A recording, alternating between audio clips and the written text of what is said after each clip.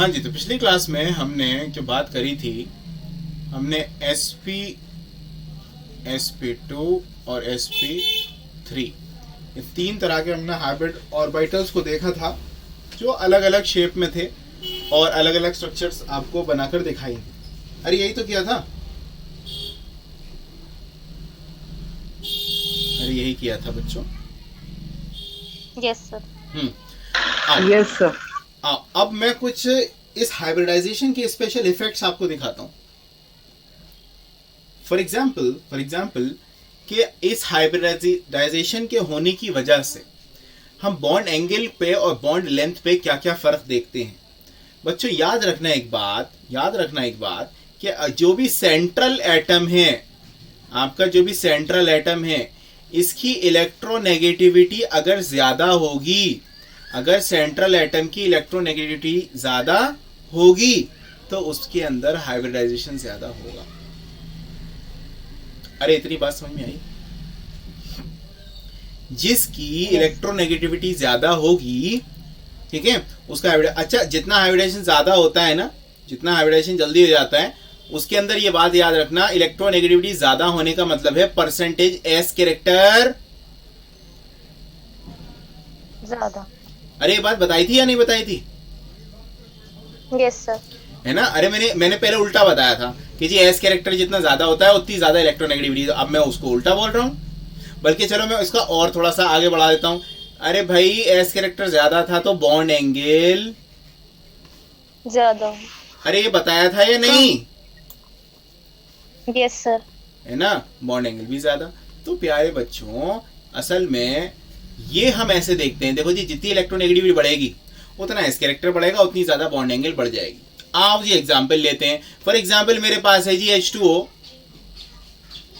H2S। Sir yes sir, ये case सिर्फ central atom के साथ ही होता है? वो दूसरे एटम के साथ हो रहा है। अभी हम केस 1 ले रहे हैं, केस 1। अभी सेंट्रल एटम की बात कर रहे हैं, अभी बात करेंगे जी साइड एटम्स की। ठीक है, डोंट वरी, टेंशन ना लो, सारे कॉन्सेप्ट सही हो जाएंगे, बढ़िया हो जाएंगे, मजा आ जाएगा। ठीक है, आओ जी देखो। अब मुझे बताओ ऑक्सीजन, सल्फर और सेलेनियम में सबसे ज्यादा इलेक्ट्रोनेगेटिव कौन है? ऑक्सीजन है। अगर ऑक्सीजन सबसे ज्यादा है फिर उसके बाद कौन है? सल्फर है। और फिर उसके बाद कौन है? सेलेनियम। ठीक है, तो मैंने जिस हिसाब से बताया था, तो आप देखो जी इसका इसके इलेक्ट्रोनेगेटिव ज्यादा है तो एस कैरेक्टर ज्यादा होगा, एस कैरेक्टर ज्यादा है तो बॉन्ड एंगल ज्यादा। तो किसका बॉन्ड एंगल सबसे ज्यादा होना चाहिए? सर ऑक्सीजन का। ऑक्सीजन का होना चाहिए ना। बिल्कुल सही कहा प्यारे बच्चों, 104.5 होता है जी। अगर मैं H2S की बात करूं जी होता है 92.5 और H2 सेलेनियम की बात की जाए तो 91। अरे बात सही प्रूफ हो गई नहीं हो गई? Yes sir. अरे बात समझ में आई बच्चों? आओ जी केस 2 केस 2 की बात अगर मैं करूं, चलो अभी इसी के एक और एग्जाम्पल लेते हैं, केस 2 के भी करते हैं बात। इसी के एग्जाम्पल लेते हैं, अमोनिया, फॉस्फीन, आर्सेनिक ट्राइहाइड्राइड। बता दो जी किसका बॉन्ड एंगल सबसे ज्यादा होगा?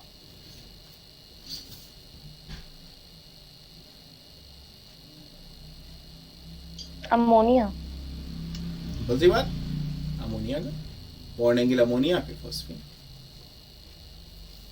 अरे इतनी बात समझ में आई? Yes sir. देखो ये इलेक्ट्रोनेगेटिविटी वाला, ये तो एक रीजन नंबर 1 बताया मैंने। देखो हर चीज के आप अलग अलग लेवल पर जाओगे ना। अभी आप 11th में हो तो एक रीजन सुन रहे हो, आप ग्रेजुएशन में जाओगे तो उसका एक और रीजन सुनोगे। ये जो मैंने रीजन बताया है ये बिल्कुल परफेक्ट और एक्यूरेट रीजन बताया है जो हाइब्रिडाइजेशन को आगे कंट्रोल करता है। अदरवाइज आप ऐसे भी सोच सकते हो, एक तरीका ऐसा भी है सोचने का कि जी फॉर एग्जाम्पल मेरे पास एटम है, इतना छोटा सा एटम, अरे इतना सा एटम तो उसके अंदर रिपल्जन ज्यादा, और रिपल्जन ज्यादा तो बॉन्ड लेंथ भी, वो बॉन्ड एंगल भी ज्यादा। ज्यादा। और इतना बड़ा एटम तो रिपल्जन कम, और रिपल्जन कम तो बॉन्ड एंगल, बॉन्ड एंगल कम। ठीक है, इसको हम ऐसे भी डिफाइन कर सकते हैं। ठीक है, आपकी नॉर्मल बुक में, स्पेशली प्रदीप में, मॉडर्न एबीसी में यही वाला साइज का फैक्टर दिया हुआ है बॉन्ड एंगल के साथ। ठीक है, लेकिन आप इलेक्ट्रोनेगेटिविटी वाला भी लिख सकते हो, क्योंकि वो कोई काट नहीं सकता। अगर किसी ने काट दिया इट मीन्स प्रॉब्लम है। किसमें? पढ़ाई में। ठीक है, हमारी नहीं। हाँ ठीक है, तो भाई इलेक्ट्रोनेगेटिविटी वाला जो कंसेप्ट है आप वैसे भी लगा सकते हो। अच्छा देखो, ये मैंने जो कंसेप्ट दिखवाया है ना, ये किसी वजह से करवाया है, क्योंकि मैं ये चाहता हूं कि हम बाद में जाकर ना एक चीज देखें जो कि आगे के लेवल पर भी काम आएगी। चलो अभी इसी के केस 2 की बात करते हैं।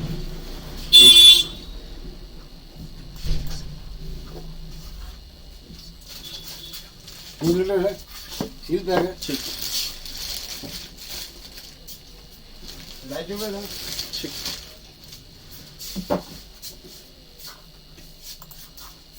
हाँ चलो जी, ये वाली बात हुई हमारी। अब बात करते हैं, अब पहले तो हमने सेंट्रल एटम की बात करी थी, अब हम बात करते हैं केस 2 की। केस 2 क्या है जी? हम सराउंडिंग एटम की बात कर रहे हैं। ये सराउंडिंग एटम है जी, वो Ca थे सेंट्रल एटम, ये है जी सराउंडिंग एटम। ओके, आओ जी सराउंडिंग एटम की बात कर लेते हैं। अरे बच्चों, अगर सराउंडिंग एटम की इलेक्ट्रोनेगेटिविटी ज्यादा होगी, अरे भाई तो सेंट्रल एटम की इलेक्ट्रोनेगेटिविटी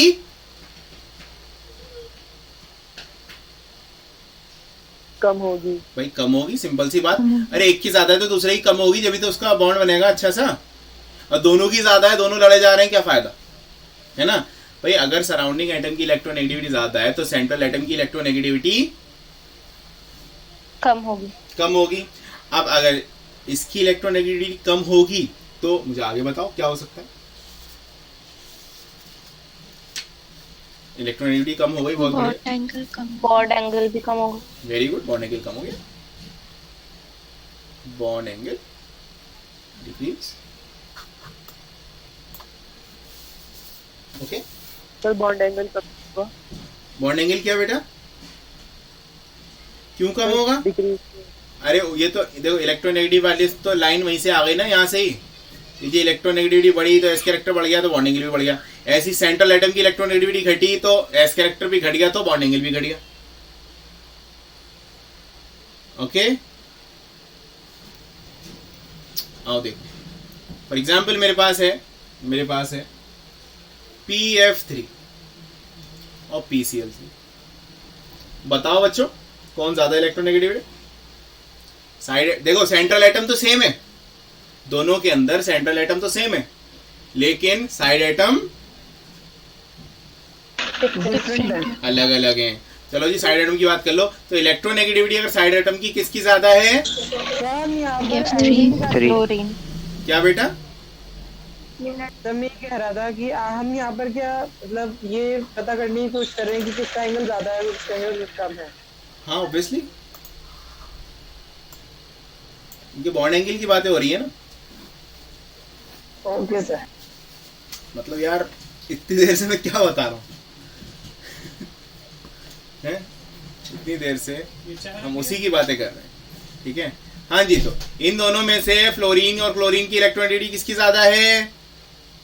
फ्लोरीन की ज्यादा है। और देखो जी, इलेक्ट्रोनेगेटिविटी अगर साइड एटम की बढ़ गई तो उनका बॉन्ड एंगल कम होगा। तो किसका बॉन्ड एंगल ज्यादा होगा इन दोनों में से?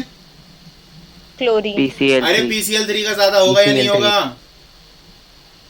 Yes sir. है ना, बिल्कुल सही बात है जी। देखो इसका होता है जी 97 डिग्री और इसका होता है आपका 100। सर ये रिपीट कर दीजिए। अरे बच्चों देखो, साइड एटम की अगर इलेक्ट्रोनेगेटिव, देखो इसका भी देखो साइज वाला फैक्टर फिर आएगा। अभी साइज वाला फैक्टर फिर आएगा, कैसे आएगा जी बताते हैं। अरे ये फ्लोरीन, ये फास्फोरस, ठीक है, दूसरे हाथ में भी मेरे फास्फोरस है। एक सेकेंड,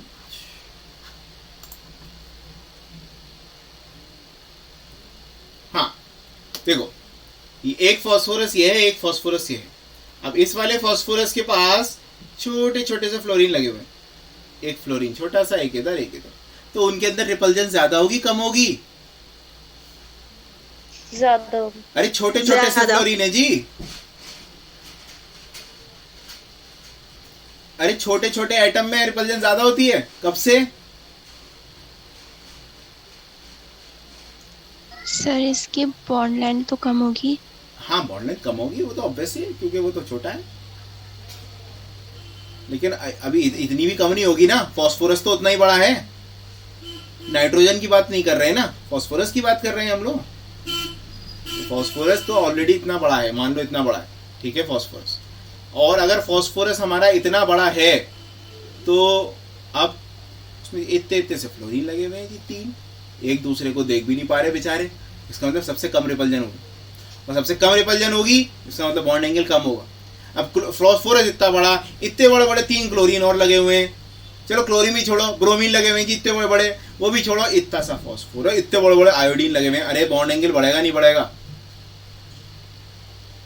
यस सर, रिपल्जन होगी तो Yes, बढ़ेगा। sir. एग्जैक्टली बढ़ेगा। है ना। या तो तुम साइज का कंसेप्ट याद कर लो अगर बढ़िया है, साइज का इजीएस्ट है तुम्हारे लिए, साइज का सबसे बढ़िया है कि जिस इतना बड़ा साइज होगा उतनी ज्यादा रिपल्जन होगी, जिस वजह से ज्यादा बॉन्ड एंगल ज्यादा बॉन्ड एंगल हो जाएगा। ठीक है, ये इलेक्ट्रोनेगेटिविटी वाला जो मैंने कंसेप्ट बताया है, इससे तुम्हारे मेजॉरिटी क्वेश्चंस हो जाएंगे। देखो मैं बताता हूँ कैसे। एग्जाम्पल देखो, मेरे पास है CF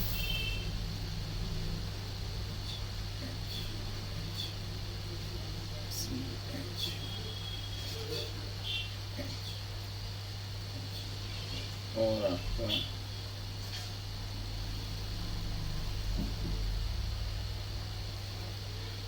इन दोनों में बताओ, इन दोनों में से मीथेन और CH3F, ठीक है, इसमें से किसका बॉन्ड CHC, ये वाला बॉन्ड एंगल पता करना है जी, ये वाला,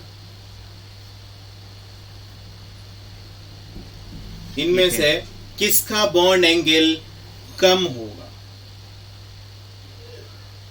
CH3F।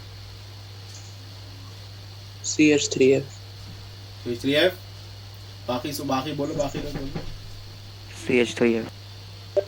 3PF में CH3F में ज्यादा होगी। ठीक है, CH3F में ज्यादा होगा। आओ जरा,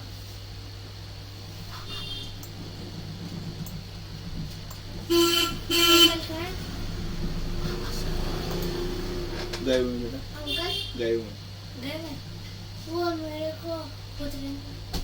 कौन से अंकल? अच्छा उनसे बात करेंगे, कौन है तो आप? CH3F में कम होगा। नहीं, मेरे को थोड़े वो छोटे लौंग की तेल की शीशी चाहिए, छोटे वाले। लौंग का तेल दे दिए।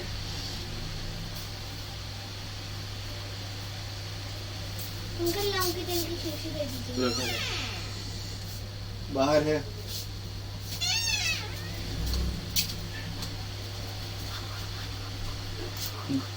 हाँ जी, क्या कह रहे थे जी?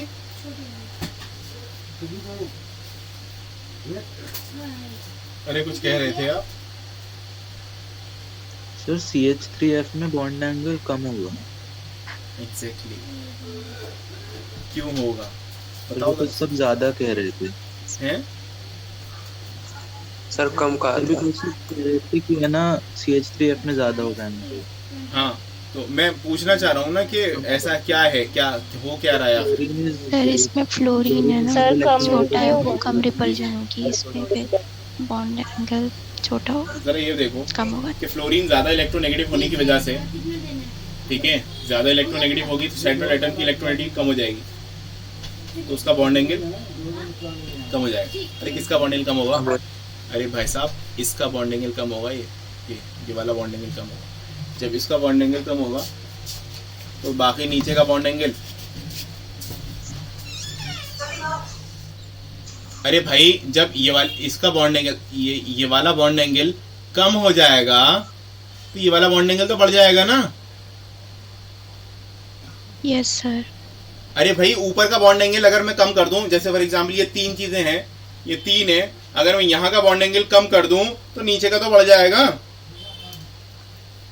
यस है ना। तो भाई ये थोड़ा सा दिमाग लगा के क्या करो, कंसेप्ट बढ़िया लगाया, ठीक है, लेकिन आधा लगाया।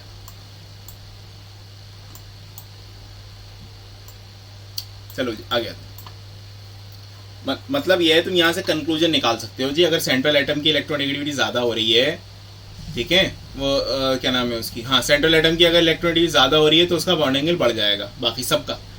और अगर इलेक्ट्रोनेगेटिविटी साइड एटम की ज्यादा हो रही है तो इलेक्ट्रोनेगेटिव एटम जो लगा हुआ है उसका बॉन्ड एंगल कम हो जाएगा।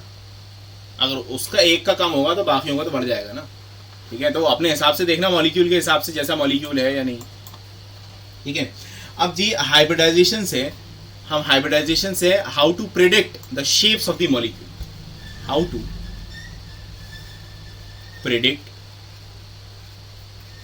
द शेप्स ऑफ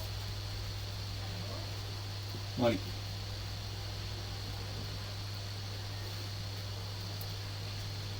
कैसे निकालना, देखो यहां पर एक x ले लो, उस x का फॉर्मूला लिख लो जी, half of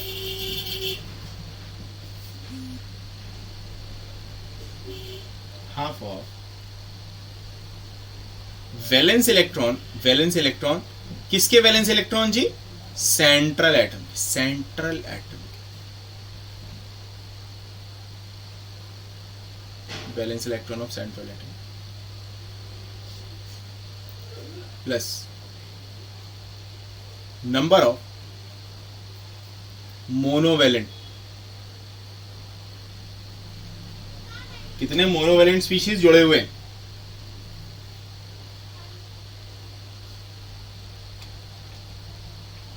minus charge, that's it, minus charge.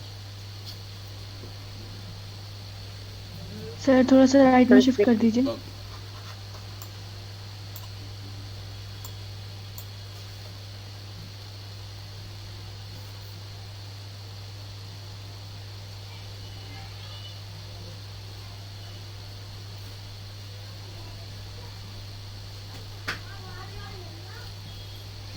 आओ जी, अब अगर आपकी x की वैल्यू, अगर आपकी x वैल्यू 2, 3, 4, 5, 6, 7 यही आनी चाहिए वैसे तो। अगर 2 आएगी तो sp होगा जी, अगर 3 आएगी तो sp2 होगा, अगर 4 आएगी तो sp3 होगा, अगर 5 आएगी तो sp3d होगा, अगर 6 आएगी तो sp3d2 होगा, और अगर 7 आएगी तो sp3d3 होगा।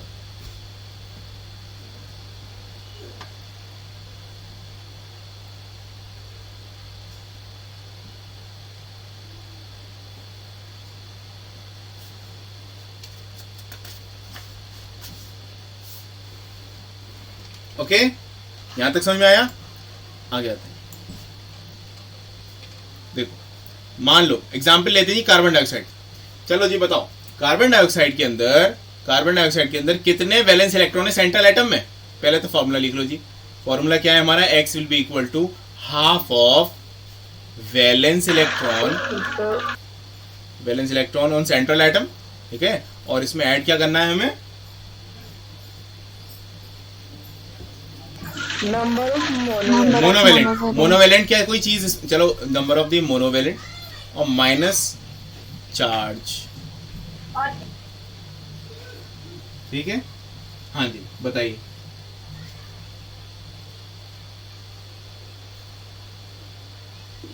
तो वैलेंस इलेक्ट्रॉन के तो आ जाएंगे, मतलब सेंट्रल एटम आ जाएगा 4 और मोनोवैलेंट तो एक ही है। 1/2 मल्टीप्लाई बाय वैलेंस इलेक्ट्रॉन है जी 4। मोनोवेलेंट है कोई? सर क्या ऑक्सीजन मोनोवेलेंट होता है? नो सर, ऑक्सीजन नहीं होता। ऑक्सीजन मोनोवेलेंट नहीं होता कार्बन है मोनोवेलेंट है। कार्बन कहाँ से मोनोवेलेंट हो गया यार? टेट्रावेलेंट होता है कार्बन। क्या वो तो टेट्रावेलेंट है। एग्जैक्टली, ठीक है, तो दो आंसर क्या आ गया जी हमारा 2। तो 2 का कौन सा हो गया? डी। Sir SP. एसपी। और एसपी का शेप याद करो, क्या लिखवाया था?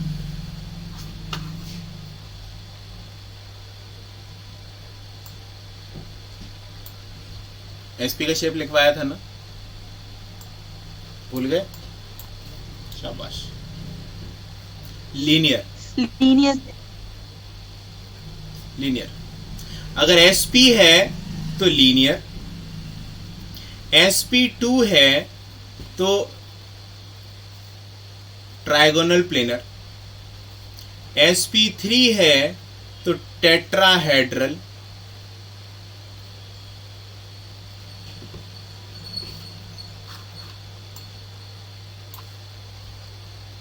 sp3d है तो ट्राइगोनल बाइपिरामिडल, sp3d2 है तो हमारा क्या होगा? ऑक्टाहेड्रल। लिख लिया जी? नेक्स्ट दूं?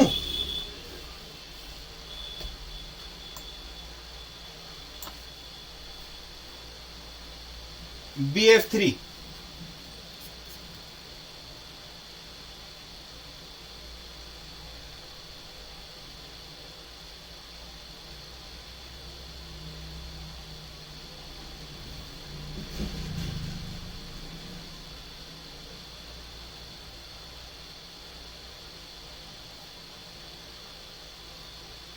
अरे क्या हुआ BF3? टेट्राहेड्रल। टेट्राहेड्रल कहां से आ गया यार? अरे बोलो X4। हैं 1/2 into 3। अरे मोनोवेलेंट ही तो है फ्लोरीन। Trigonal planar.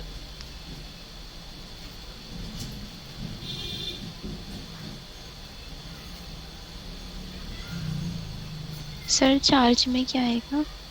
जब चार्ज वाले आएंगे तो मैं चार्ज का बता दूंगा, ठीक है? अभी और एग्जाम्पल करेंगे, डोंट वरी। जब चार्ज वाला आएगा मैं बता दूंगा। ओके, आगे आए सर जी। हाँ बोलिए। आपने sp3d2 की क्या शेप बताई थी? यार वो तो मैं हमेशा से बताता आ रहा हूँ। टोटल कैलकुलेट कर लो ना, S और P2 के अंदर कितने हैं टोटल? कितने ऑर्बिटल हैं? 3 ही तो हैं, 2 P और 1 S, तो दैट्स वाई 3। शेप क्या थी? Shape trigonal planar. हाँ sp2 ट्राइगोनल प्लेनर थी ये। नहीं sir sp3d2। Sir sp3d2। Octahedral. Octahedral. तुम्हें याद है VSEPR में कुछ ऐसा ही सीन था? अरे था या नहीं सब लोग? अरे शेप तो यही आ रहे थे VSEPR में, यस सर। है ना? अब जरा देखो अगर VSEPR में शेप ऐसे आ रहे थे तो इसका मतलब ये है कि अगर कहीं लोन पेयर आ गया तो उसकी ज्योमेट्री अलग हो जाएगी और उसका शेप अलग हो जाएगा। आओ जी कुछ लोन पेयर वाले भी करके देख लेते हैं। For example ammonia. अमोनिया में तुम सब जानते हो जी ये लोन पेयर होता है। कोई है जो नहीं जानता? अरे कोई है जो नहीं जानता?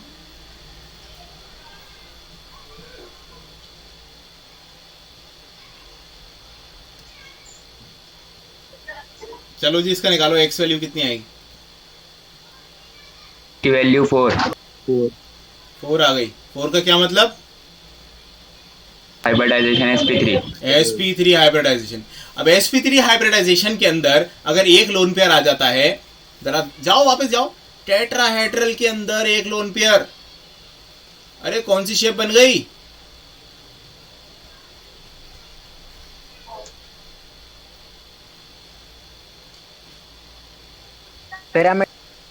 पिरामिडल। अरे बनी नहीं बनी भाई? अरे क्या कब कंफ्यूज हो गए तुम लोग? अरे ट्राइगोनल पिरामिडल। हाँ ट्राइगोनल पिरामिडल, बढ़िया। आओ जी, H2O की बात कर लो अब। H2O बता दो जी जल्दी से। Hybridisation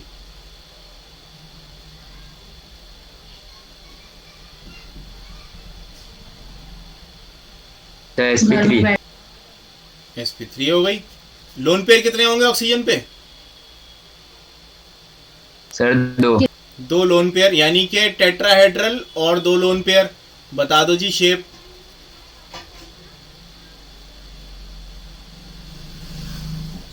sir band. अरे बात समझ में आई सबके? Yes sir.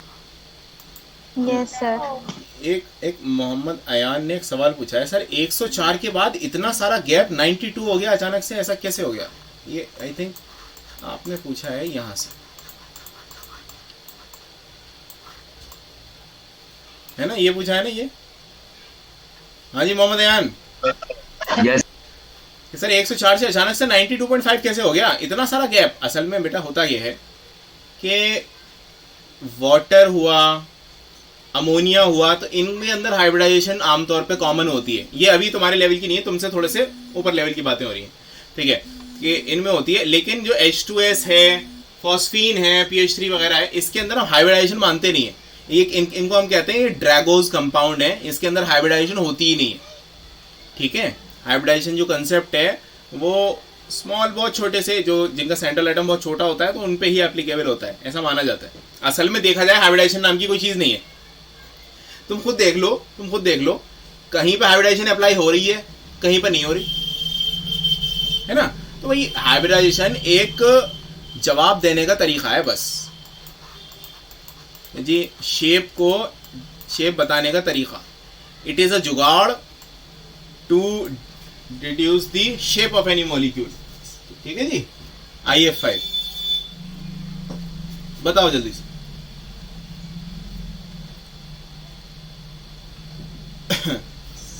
पहले IF5 बना के देख लो ना। IF F F F। अरे कितने हो गए? 5 हो गए। आयोडीन के कितने होने चाहिए? अरे कितने होने चाहिए? अरे आयोडीन पे कितने इलेक्ट्रॉन होने चाहिए? अरे वैलेंस इलेक्ट्रॉन आयोडीन के।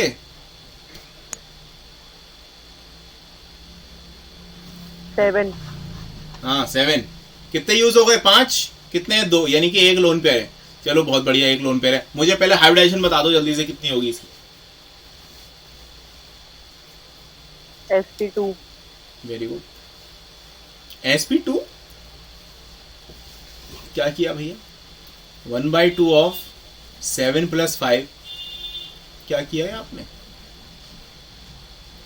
12/2 सर 6। sp3d2। हाँ जी sp3d2। तो अरे ज्योमेट्री बता दो जल्दी से।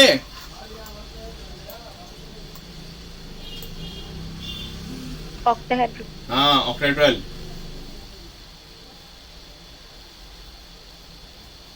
ठीक है जी, ऑक्टाहेड्रल। अब ऑक्टाहेड्रल और एक लोन पेयर के साथ बता दो जी शेप जल्दी से।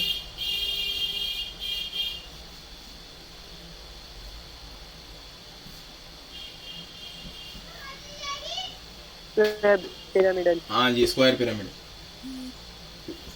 आओ जी ClO4 माइनस, ClO4 माइनस। जरा देखो ये ClO4 माइनस है, इसमें चार्ज है। कौन सा चार्ज है? -1।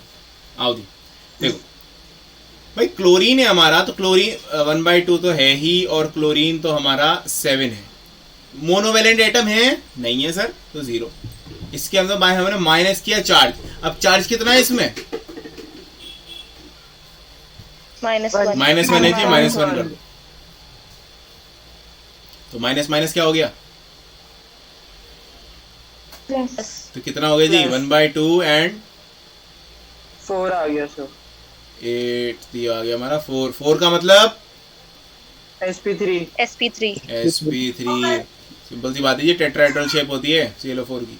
अब सर हमें कैसे पता इस पर लोन पेयर नहीं है? अरे बना के देख लो, लुईस बना के देख लो इसका, Cl का लुईस बना के देख लो। कैसे बनाओगे भाई? 1 ऑक्सीजन, 2 ऑक्सीजन, 3 ऑक्सीजन और 4 ऑक्सीजन, ठीक है। क्लोरीन के कितने होने चाहिए? 7 होने चाहिए ना, 7 बॉन्ड बनाता है ना। Yes, 7 वैलेंस इलेक्ट्रॉन है, तो ये 1 2 3। अब बचे पे नेगेटिव चार्ज लगा दो करीब पे, ये हो गया तुम्हारा। अब इसकी शेप कैसी होगी, sp3 है तो टेट्राहेड्रल।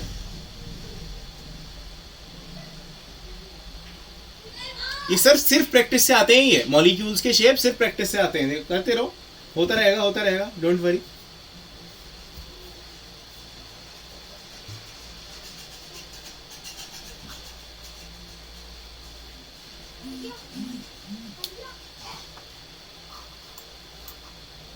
नेक्स्ट करो NH4 पॉजिटिव, जल्दी से बता दो इसकी हाइब्रिडाइजेशन।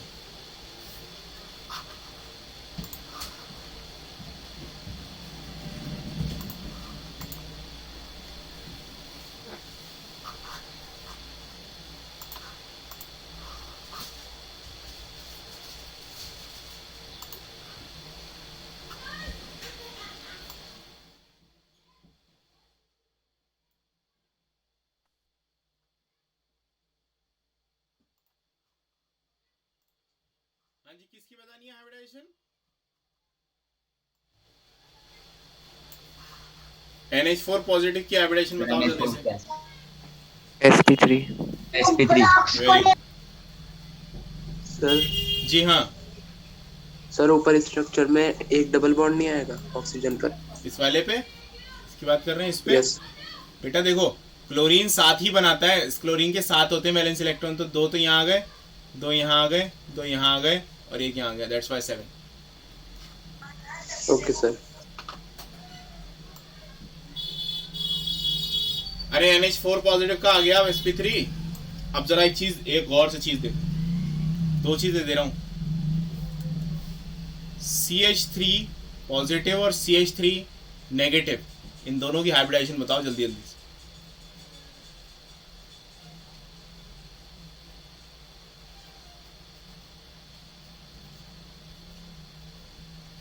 सर ये अमोनिया का स्थिति कैसा है? अरे प्यारे बच्चे, नाइट्रोजन कितना होता है जी, 5 और ये 4 हैं, 4, ठीक है जी। चार्ज कितना है, +1, तो इसमें माइनस कर दो चार्ज, कितना हो गया, 8/2। CH3 प्लस का sp2 और नीचे वाले का sp3। sp2 और sp3। ये जो मैं सिखा रहा हूँ ना हाइब्रिडाइजेशन, बेटा ये बहुत काम आएगी, देखना, तुम चलते रहो। पता है BSc और MSc में जब मिथाइल कार्बोकैटाइन और मिथाइल कार्बोनाइन इनकी केमिस्ट्री सिखाते हैं तो बच्चे वहीं कंफ्यूज हो जाते हैं जी, सर ये sp2 ही क्यों होता है और ये sp3 क्यों होता है। जो CH3 होता है ना, CH3, तो देखो अब, अच्छा sp2 का मतलब क्या, जल्दी बता दो जल्दी से, sp2 का क्या मतलब? Trigonal planar. ट्रायगोनल प्लेनर यानी कि कुछ ऐसा मॉलिक्यूल है, C इधर, एक हाइड्रोजन इधर, एक हाइड्रोजन इधर और एक हाइड्रोजन इधर, और ये सारा एक प्लेन में है, बिल्कुल पेपर की एक प्लेन में। अरे हाँ या ना? Yes sir. अब मुझे एक बात बताओ, यहाँ पर मेरे पास एक Cl- है। अब जरा चलो ये बताओ जल्दी से कि वो यहाँ से अटैक करेगा या पीछे से अटैक करेगा, जल्दी से बता दो।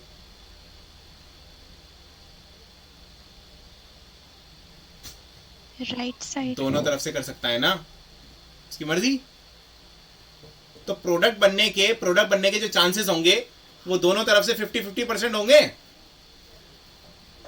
अरे यहाँ से अटैक करेगा वो 50% चांसेस, यहाँ से, अरे वही वाली यार थ्योरी ऑफ प्रोबेबिलिटी, हाइजन, वो क्या नाम है तुम्हारा, श्रोडिंगर भाई, भूल गए? सर उन्होंने जो कैट रख दी थी बॉक्स में। हाँ हाँ वही वाले, ठीक है यार, सिंपल सी बात है, क्लोरीन या तो इधर से अटैक करेगा या इधर से अटैक करेगा, तो 50-50% हो गया, 50% इधर का और 50% पीछे का। लेकिन ये sp3 है, sp3 का मतलब क्या होता है, टेट्राहेड्रल, हाँ या ना? Yes sir. Yes sir. जरा देखो,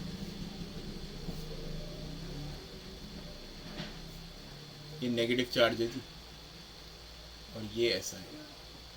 अब मुझे ये बताओ कि ये वाला नेगेटिव चार्ज जो अटैक करेगा वो ऊपर से ही तो करेगा, अरे नीचे से थोड़ी करेगा। अरे यस और नो? Yes sir. अरे भाई सिंपल सी बात है, तुम्हारा जो मिथाइल कार्बोकेटाइन है, वो मिथाइल कार्बोकेटाइन बिल्कुल प्लेनर है, वो चाहे यहाँ से अटैक कराओ या यहाँ से अटैक कराओ, दोनों बराबर है, ठीक है। लेकिन तुम्हारा अगर मैं नेगेटिव चार्ज की बात करूँ तो वो ऐसा है जी, उसका रिएक्शन सिर्फ ऊपर ही हो सकता है, नीचे उसका रिएक्शन अरे बोल दो। नहीं नहीं होगा। होगा। नहीं होगा। नहीं है। ये बाद में जाकर तुम्हें बहुत काम करेंगे ये चीजें हैं। अरे ये सिंपल सी बात है यार। मेरा फॉर एग्जांपल मैं इस तरीके से बैठा हूँ, कोई भी चीज गिरेगी मेरे सर पे गिरेगी ना पहले, इसका मतलब वो उसका वो हेड है, उसके वो ऊपर है, तो वो हमेशा जब भी अटैक करेगा तो वो उसी पोजीशन से अटैक करेगा। याद रखना ऑर्गेनिक केमिस्ट्री में भी जब पढ़ोगे कभी तो नेगेटिव चार्ज वाली स्पीशी अटैकिंग स्पीशी होती है हमेशा। Always the negative charge species will be the attacking species, always always always. Positively charge species कभी भी अटैकिंग स्पीशी नहीं होती, ठीक है। अब जैसे फॉर एग्जांपल एक चीज और मैं बताऊं। असल में ये जब आप रिएक्शन मैकेनिज्म करोगे ना, जब रिएक्शन करने शुरू करोगे ऑर्गेनिक के अंदर, जब काम आएंगी ये सारी चीजें। आप देखना याद करोगे, ठीक है। और देख लेते हैं जी, और कोई काम का अगर दिख रहा है हमें कोई मॉलिक्यूल। हो गए वैसे मोस्ट प्रोबेबली सारे ही हो गए, मोस्ट प्रोबेबली सारे ही हो गए, ठीक है। नेक्स्ट अब बात करते हैं जी हम कोऑर्डिनेट बॉन्ड की।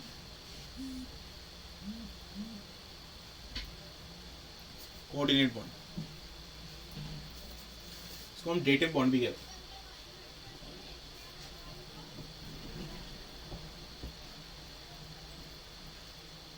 डेटिव बॉन्ड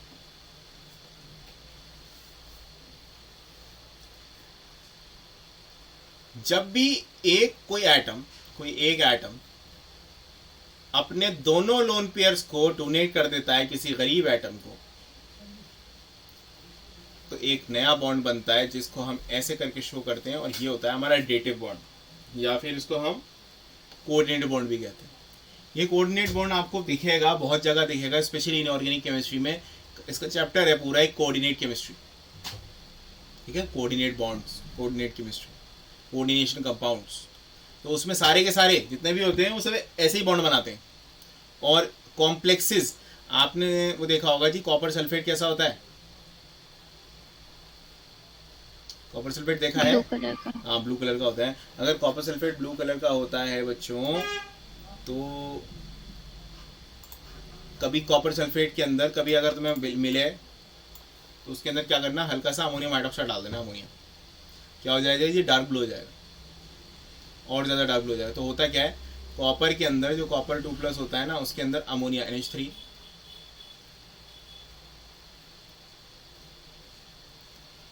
इसके अंदर लोन पेयर होती है सारे नाइट्रोजन में, है ना। तो होता है क्या है, ये अपने लोन पेयर को इसको कोऑर्डिनेट बॉन्ड से बॉन्डिंग करा देते हैं ऐसे।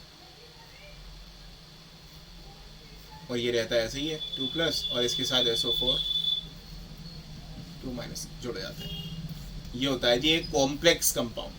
खैर दिस वाज एग्जांपल दे रहा था जी, ज़्यादा परेशान होने की ज़रूरत नहीं है, बहुत ज़्यादा इसके बारे में आपको पढ़ने को मिलेगा नहीं, लेकिन फिर भी अच्छी खासी चीज़ें आपको। जी हाँ सर, इसमें जो आपने ऊपर डायग्राम बनाया है, इसमें ये लोन पेयर डोनेट करता है या बॉन्ड्स? लोन पेयर डोनेट करता है बेटा, बॉन्ड थोड़ी डोनेट करता है। ओके। अब देखो फॉर एग्जांपल मेरे पास है BF3, BF, F और F।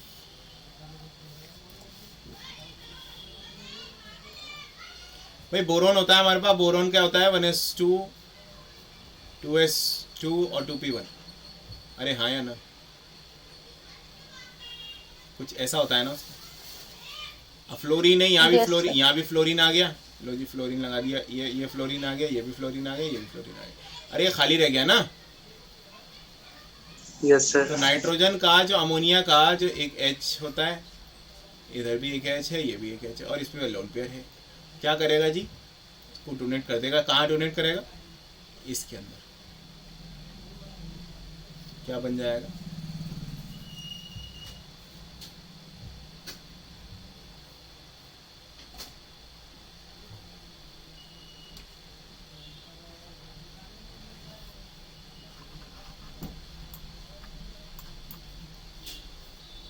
अरे समझ आया प्यारे बच्चों।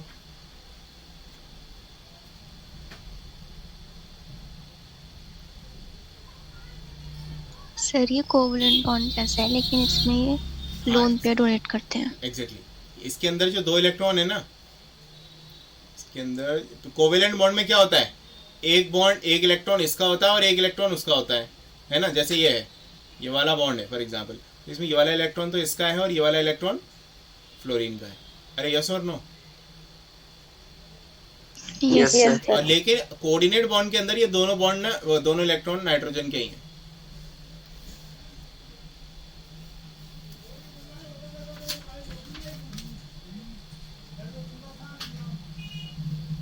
ऐसे हम अगर अमोनियम आयन बनाते हैं, तो याद है अमोनियम NH4 पॉजिटिव,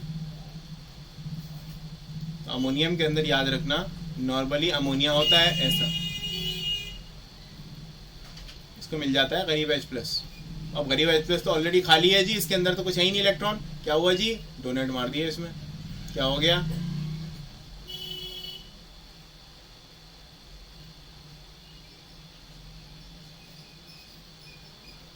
अरे बात समझ में आई?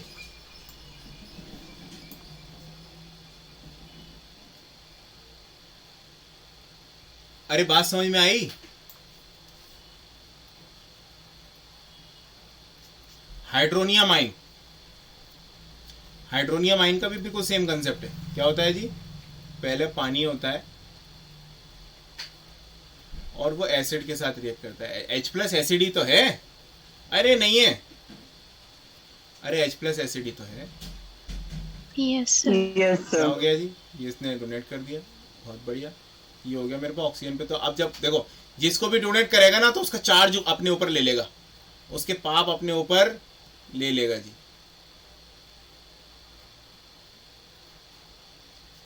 लो जी, अरे समझ में आया?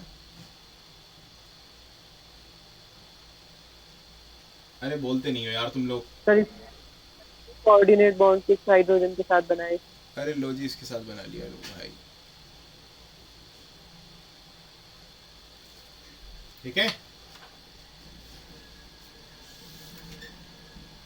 अरे बात समझ में आई? Yes sir. Yes sir. हाँ जी, ठीक है। चलो इतना ही था तुम्हारे डेटा बॉन्ड के बारे में, इससे ज़्यादा तुम्हें नहीं मिलेगा कहीं सुनने, ठीक है। अच्छा जी, आओ बात करते हैं रेजोनेंस की।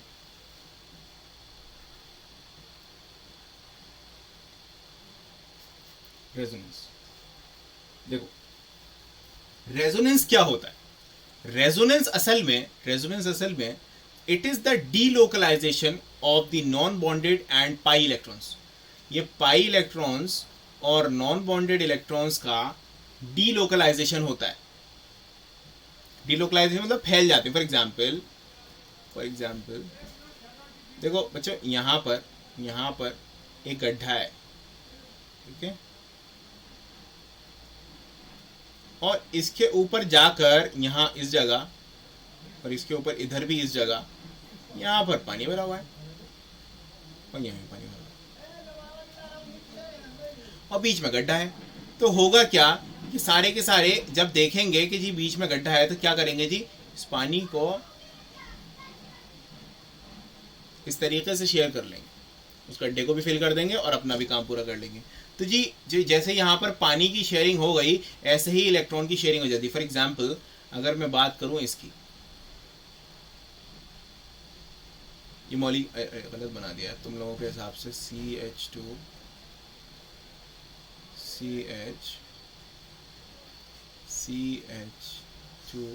नेगेटिव, ठीक है, ये है, ठीक है। देखो यहाँ पर क्या है जी, यहाँ भी इसके पास भी अच्छे खासे हैं इलेक्ट्रॉन, इसके पास भी अच्छे खासे हैं। तो क्या होगा, ये इसको यहाँ देगा, ये वापस चला जाएगा। क्या बन गया,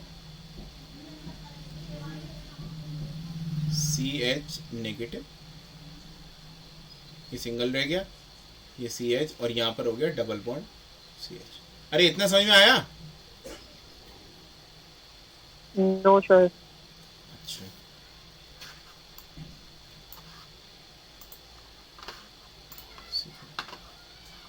सर आपने वो क्या बताया था, resonance delocalisation of pi and non bonded. हाँ, pi and non bonding electrons.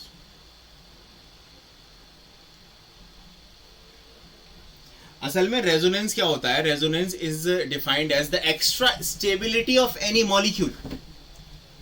Resonance असल में किसी भी मॉलिक्यूल की एक्स्ट्रा स्टेबिलिटी होती है, क्योंकि सिंपल सी बात है कि अगर किसी भी चीज के ऊपर पॉजिटिव हो या नेगेटिव हो, किसी भी चार्ज की डेंसिटी बढ़ जाएगी तो उसकी, अगर देखो तुम्हें पता है चार्ज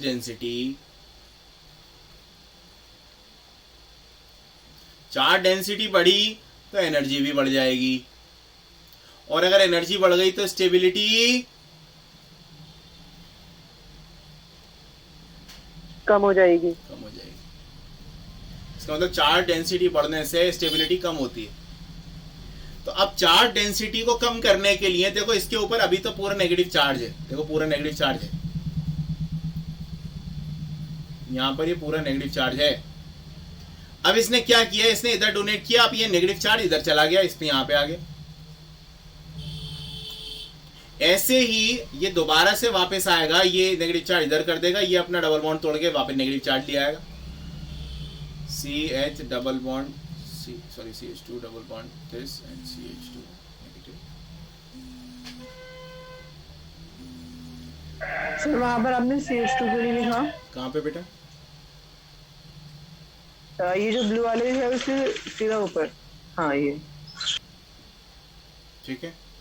अब क्या होगा, इस पे नेगेटिव चार्ज आ गया जी, फिर से वैसे ही हो जाएगा।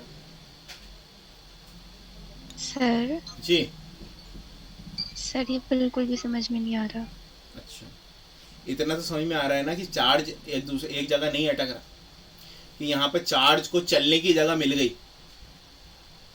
इतना पॉइंट तो समझ में आ रहा है कि जी नेगेटिव चार्ज कभी इधर था, कभी इधर आ गया, कभी फिर इधर आ गया, अब फिर राइट में आ जाएगा, फिर लेफ्ट में आ जाएगा, फिर राइट में आ जाएगा। इतना तो दिख रहा है ना। क्यों हो रहा है ऐसा हाँ, सर? अब वो बात की बात है, इतना तो दिख रहा है ना। ये जिंदगी भर घूमता रहेगा। हाँ जी, जिंदगी भर घूमता रहेगा। इतना तो एनर्जी कहाँ से मिलेगी इसे इतनी? है भाई, इलेक्ट्रॉन है वो, इलेक्ट्रॉन की बाय एनर्जी कहाँ कमी। ठीक है। अब देखो, ये असल में होता क्यों है, इस पॉइंट को बोलते हैं कॉन्जुगेशन। जब भी ये नेगेटिव चार्ज, देखो या तो नेगेटिव चार्ज हो, या पॉजिटिव चार्ज हो, या सिंगल इलेक्ट्रॉन हो, या एक लोन पेयर हो, या एक डबल बॉन्ड हो, या एक ट्रिपल बॉन्ड हो, इनमें से कोई भी चीज कॉन्जुगेशन में अगर होती है विद पाई बॉन्ड, वहां पर रेजोनेंस हो। पाई बॉन्ड आमतौर पे डबल बॉन्ड दिखता है वैसे, आमतौर, ठीक है, आमतौर पे डबल बॉन्ड दिखता है। अब कॉन्जुगेशन का क्या मतलब है जी? कॉन्जुगेशन का मतलब है एक छोड़कर, जैसे फॉर एग्जांपल ये डबल बॉन्ड है, यहां पर मैंने सिंगल बॉन्ड एक लिया, उसके बाद जाकर इनमें से कोई भी ग्रुप लगा दो, चाहे डबल बॉन्ड लगा लो, या फिर अगर डबल बॉन्ड लगा के एक कार्बन छोड़ा, यहाँ पे पॉजिटिव लगा लिया, या फिर ऐसे करके ये नेगेटिव लगा लिया, या फिर ऐसे करके एक लोन पेयर आ गया, इसको बोलते हैं कॉन्जुगेशन।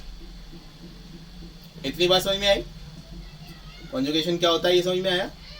ये जी आपका ये जो डबल बॉन्ड है उससे अगला कार्बन पे आ जाओ और वहां पर जो ग्रुप दिया गया है वो लगा लो, वो होता है जी कॉन्जुगेशन। अरे बेंजीन देखा है? Yes sir. बेंजीन के अंदर एक बॉन्ड छोड़ के डबल बॉन्ड होते हैं ना सर, है ना? तो वही एक बॉन्ड छोड़ के जो ग्रुप लगाने वाला सीन कॉन्जुगेशन कहलाता है। एक बॉन्ड छोड़कर जो ग्रुप है वो लगाने वाले, जैसे जो ये वाले जो ये हैं सारे के सारे वो कॉन्जुगेशन में है। बेंजीन के सारे डबल बॉन्ड जो हैं वो कॉन्जुगेशन में है, ठीक है। तो कॉन्जुगेशन इसको कहते हैं। फॉर एग्जाम्पल अब जरा देखो, अब पहले कॉन्जुगेशन की एग्जाम्पल देखो।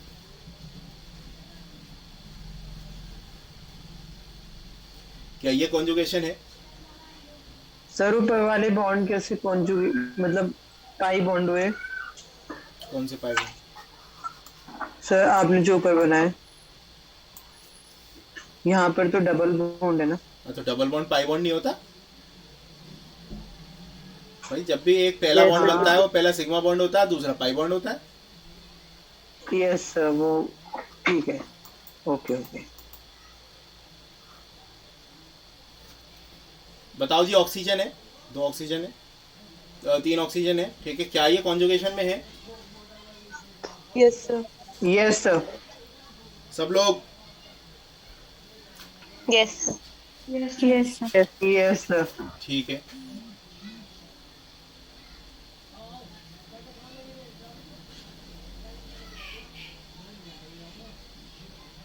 क्या ये कॉन्जुगेशन में है?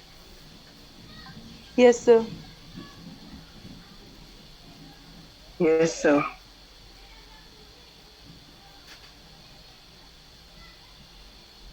क्या ये कॉन्जुगेशन में है? Yes sir. Yes sir. जितने भी ये सब तुम्हें कॉन्जुगेशन में दिख रहे हैं ना, ये एक्स्ट्रा स्टेबल होते हैं। क्यों एक्स्ट्रा स्टेबल होते हैं? क्यों? Due to the resonance. क्या रेजोनेंस हो जाता है? यहाँ देखो, ये जो चार्ज है ना, ये जो चार्ज है ना, यहाँ पे नेगेटिव है, यहाँ पे पाई है, ये चार्ज ऐसे करके फैल गया।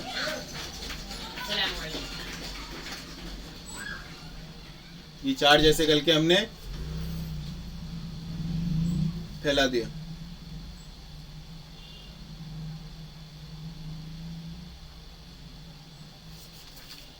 एक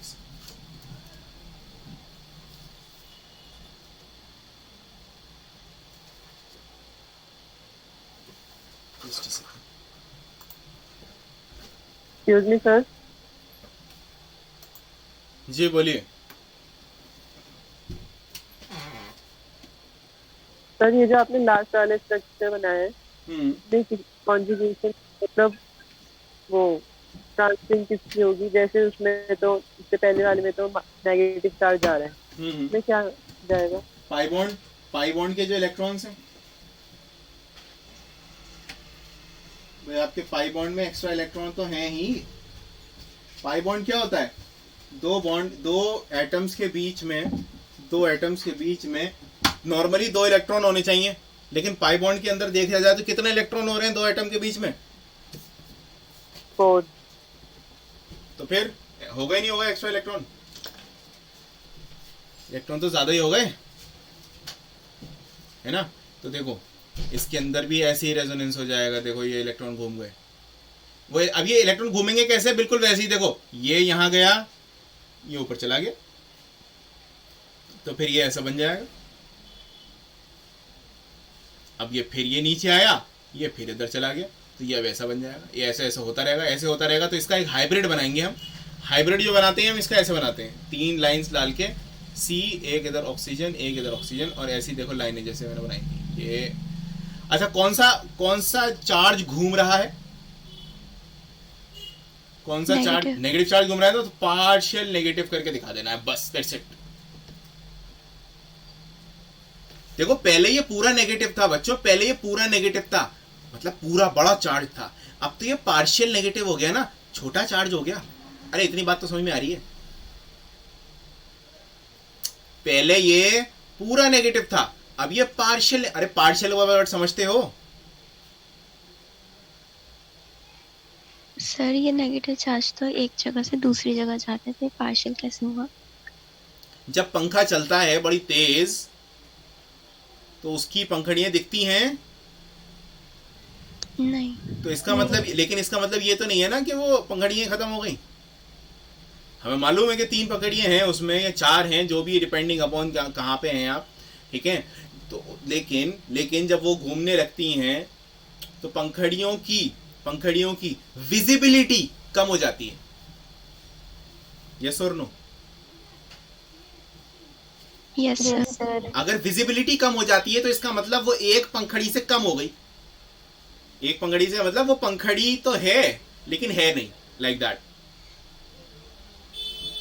आपको पता है कि वहां पर पंखड़ी है लेकिन वहां दिख नहीं रही है आपको, लाइक दैट।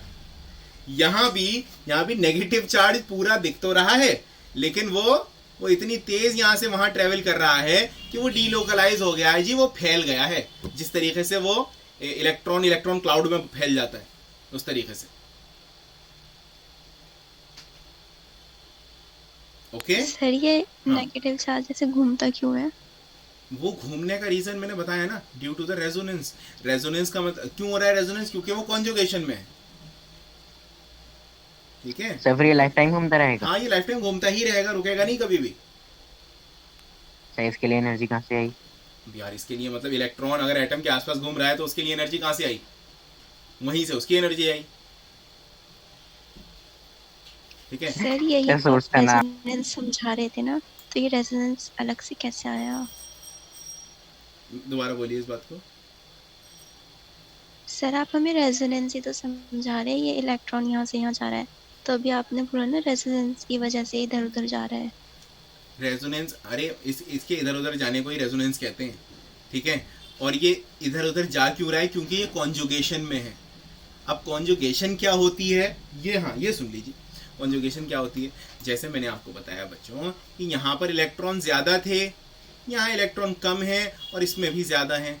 यहाँ भी इलेक्ट्रॉन कम है, यहाँ इलेक्ट्रॉन ज़्यादा है। तो क्या करेंगे जी, ज़्यादा वाले इलेक्ट्रॉन ना अपने इस पार्ट को थोड़ा सा न्यूट्रलाइज करने की कोशिश करेंगे, ऐसे करके, लाइक दिस। ओके, सर ये कॉन्जुगेशन में है इसलिए रेजोनेंस हो रहा है। एग्जैक्टली। अगर कॉन्जुगेशन में नहीं होता तो रेजोनेंस भी नहीं होता। सर मुझे कॉन्जुगेशन नहीं समझ आ रहा। अरे भाई कॉन्जुगेशन, आओ दोबारा देखते। देखो, कॉन्जुगेशन का मतलब है मेरे पास यहाँ पर इलेक्ट्रॉन एक्स्ट्रा हैं, यस और नो, लेकिन यहाँ पर खाली है। Yes sir. यहाँ खाली, यहाँ भी एक्स्ट्रा इलेक्ट्रॉन है लेकिन यहाँ खाली है। यहाँ एक्स्ट्रा इलेक्ट्रॉन है लेकिन यहाँ खाली है। अरे भाई दो अमीरों का घर बीच में है, यहाँ पर है, बीच में इस बेचारे गरीब का घर है, तो भाई ये भी इसको देगा, ये भी इसको देगा, एक मेंटेन बनाकर चलेंगे ना अपना। It will be like that, इस तरीके से होगा। यहाँ इलेक्ट्रॉन ज़्यादा है, यहाँ इलेक्ट्रॉन ज़्यादा है, यहाँ इलेक्ट्रॉन ज़्यादा है, लेकिन यहाँ इलेक्ट्रॉन ज़्यादा नहीं है। तो अब क्या करेंगे, ये इलेक्ट्रॉन, अच्छा हमेशा याद रखना, इलेक्ट्रॉन हमेशा हमेशा हमेशा अपना असर कम रखने की कोशिश करता है, क्योंकि तुम्हें मालूम है कि जितना ज़्यादा चार्ज हो जाएगा उतनी अनस्टेबिलिटी बढ़ जाएगी, और चार्ज जितना न्यूट्रलाइज रहेगा, जितना कम रहेगा, उतनी उसकी स्टेबिलिटी ज्यादा रहेगी, ज्यादा रह जाएगी। अब देखो ये, अब देखो सर। हाँ बोलिए। सर में भी पहुंच सर अजान हुई। यार क्या हो रही, चलो कोई नहीं, खैर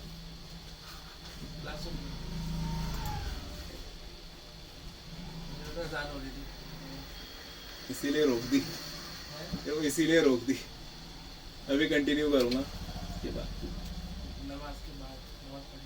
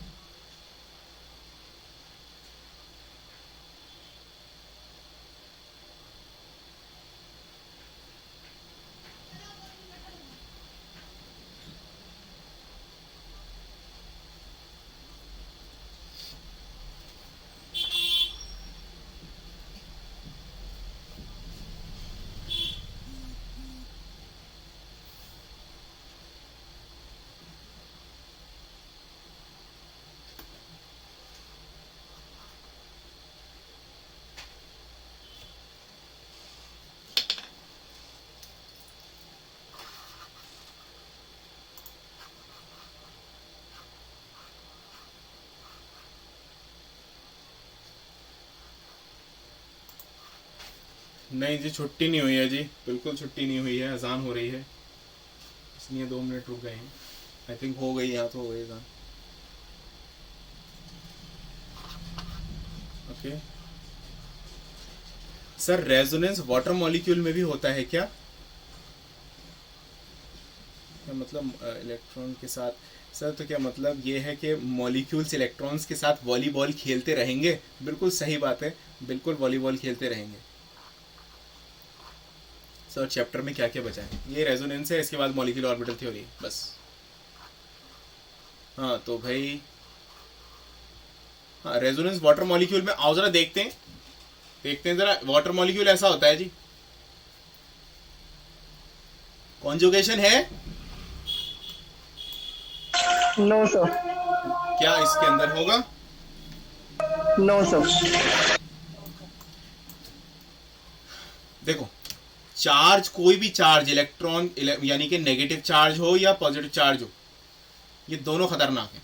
जितना ज्यादा होगा उतनी स्टेबिलिटी कम होगी, ठीक है। अब ये दोनों चार्जेस, इनको हमें कम करना है किसी तरीके से। अब इनको कम करने के लिए देखो बीच में जगह दिख रही है, तो क्या होगा, ये थोड़े से ये कम यहाँ तो हो जाएंगे, है ना, और हल्का अपना अपना असर थोड़ा सा यहाँ भी दे देंगे,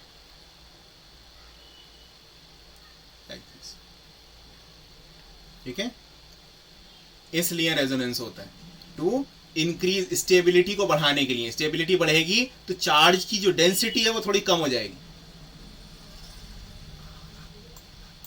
अरे भाई अब थोड़ा सा क्लियर हुआ? अरे हुआ? Yes sir. हाँ ठीक है। रेजोनेंस होता है स्टेबिलिटी को गेन करने के लिए। और स्टेबिलिटी गेन क्यों होगी? चार्ज की डेंसिटी को कम करने के लिए। अरे भाई तुम सिंपल सी बात है, देखो यहां पर इन दो एटम के बीच में सिर्फ 2 इलेक्ट्रॉन है। अब यहाँ इन दो के बीच में 4 इलेक्ट्रॉन है, इनके बीच में 4 इलेक्ट्रॉन है। अरे 2 अमीर के बीच में गरीब फंस गया तो क्या इसको फायदा नहीं होगा? बिल्कुल होगा। क्या होगा जी? रेजोनेंस हो जाएगा। अब रेजोनेंस हो गया तो ज्यादा स्टेबिलिटी आ गई, सारा पूरा पारिवारिक माहौल आ गया, सब खुश रहने लगे, ठीक है। अब देखो, अब एक चीज तुम अपने आप बताओगे बहुत अच्छे से। इसकी एप्लीकेशन बता रहा हूं जी। देखो कार्बन, ये है मेरे पास इसका O नेगेटिव चार्ज, ठीक है। ये एक कार्बन है, O नेगेटिव चार्ज। प्यारे बच्चों जल्दी से बता दो कौन ज्यादा स्टेबल है? सेकंड वाला। सेकंड वाला ज्यादा स्टेबल है ना? Yes sir. फर्स्ट वाला स्टेबल क्यों नहीं है? बेटा फर्स्ट वाले में पूरा नेगेटिव चार्ज है, सेकंड वाले में पार्शियल नेगेटिव चार्ज आ जाएगा क्योंकि वो रेजोनेंस आ जाएगा वहां। ओके, इतनी बात समझ में आई? Yes sir. है ना। अब जरा सुनो, मान लो मैंने बनाया CnOH, जिसको हम आमतौर पे अल्कोहल भी कहते हैं। यस और नो? अरे अल्कोहल होता है ना, CnOH। और मान लो इस वाला कोई एक ग्रुप है, ये C double bond O and OH। ये क्या है? Carboxylic acid. Carboxylic acid. बच्चों याद रखना, अगर कोई भी एसिड है, अगर वो प्रोटॉन निकालने के बाद अपना मॉलिक्यूल स्टेबल बना रहा है तो वो अच्छा एसिड होता है। अगर वो अपना प्रोटॉन निकाल कर खुद खुश हो गया, खुद स्टेबल हो गया, तो वो अच्छा एसिड कहलाएगा। जरा रिपीट करो मेरे साथ, वो मॉलिक्यूल जो अपना प्रोटॉन निकालने के बाद स्टेबल हो जाएगा, स्टेबल रहेगा, वो अपने आप अच्छा एसिड कहलाएगा। अरे हाँ या ना? अरे यस और नो? सर प्रोटॉन क्यों लूज करेगा? अरे एसिड प्रोटॉन लूज नहीं करेगा यार। Okay sir, okay. हाँ एसिड की बात आ रही है ना। अरे भाई साहब, कार्बोक्सिलिक एसिड, अरे इसका भी प्रोटॉन निकाल लिया, इसका भी प्रोटॉन, अरे प्रोटॉन का मतलब H+ निकाल लिया। अरे हाँ या ना? Yes sir. इसमें से भी प्रोटॉन आयंस डिसोसिएट हो गए हैं। बिल्कुल, हाँ बिल्कुल सही बात है, आयंस डिसोसिएट हो गए पानी में जाके। अब देखो इसका भी प्रोटॉन निकाल लिया, इसका भी प्रोटॉन निकाल लिया, इसका प्रोटॉन निकालेंगे तो इसके ऑक्सीजन पे कौन सा चार्ज आ जाएगा? इसका प्रोटॉन निकालेंगे तो इस पे कौन सा चार्ज आ जाएगा? नेगेटिव। अब जरा यही वाला मॉलिक्यूल बन गया वापस। अब जरा बताओ कौन ज्यादा खुश है?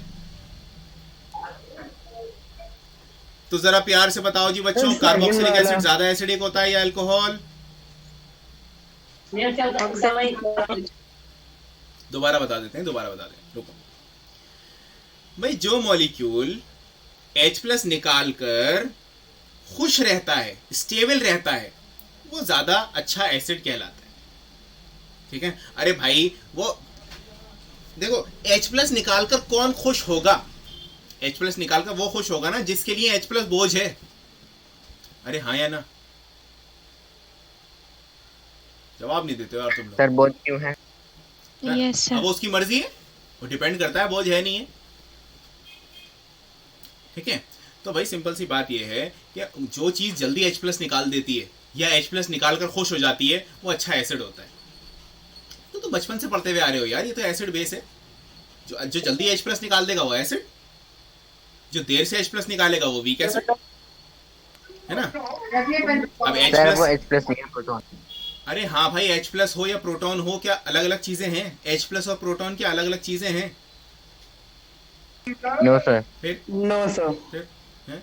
तो भाई प्रोटॉन निकाल दिया या H+ निकाल दिया, तो सिंपल सी बात ये है, जब उन्होंने इन दोनों ने निकाल दिया तो ये वाले मॉलिक्यूल बन गए। अब जरा बताओ कौन ज्यादा स्टेबल है? प्रोटॉन निकाल कर कौन खुश है? सेकंड वाला। सेकंड वाला खुश है। तो कौन सबसे ज्यादा एसिडिक होगा, अल्कोहल या carboxylic acid? Carboxylic acid. Carboxylic acid. Exactly, यही निकलवाना चाह रहा था। यही होती है जो एप्लीकेशन ऑफ रेजोनेंस। ओके, समझ में आ गई बात? सर अल्कोहल कम खुश क्यों है? उसके बाद पूरा नेगेटिव चार्ज है ना बेटा, ये नेगेटिव चार्ज उसके बाद पूरा है, इसलिए कम से कम हाइड्रोजन उसके साथ था तो वो इस चार्ज को न्यूट्रलाइज भी तो कर सकता था। इसलिए इसके लिए H+ काम का था, बोझ नहीं था। लेकिन इसके लिए तो निकाला क्यों? एक्चुअली अल्कोहल कभी अपने आप नहीं निकालता बेटे, याद रखिएगा। अल्कोहल कभी अपने आप नहीं निकालता, अल्कोहल से कोई ना कोई छीनने आता है। अगर इस अल्कोहल में आप कोई बेसिक चीज डाल देंगे तो ये बेचारा उसको निकालना पड़ेगा। अरे ये सब ऑर्गेनिक का पार्ट है, ये सब कुछ ऑर्गेनिक का पार्ट है, ये इतना मैं बता रहा हूँ तुम्हें। लेकिन ये है तुम्हारे काम की चीजें हैं तो काम आ जाएंगी।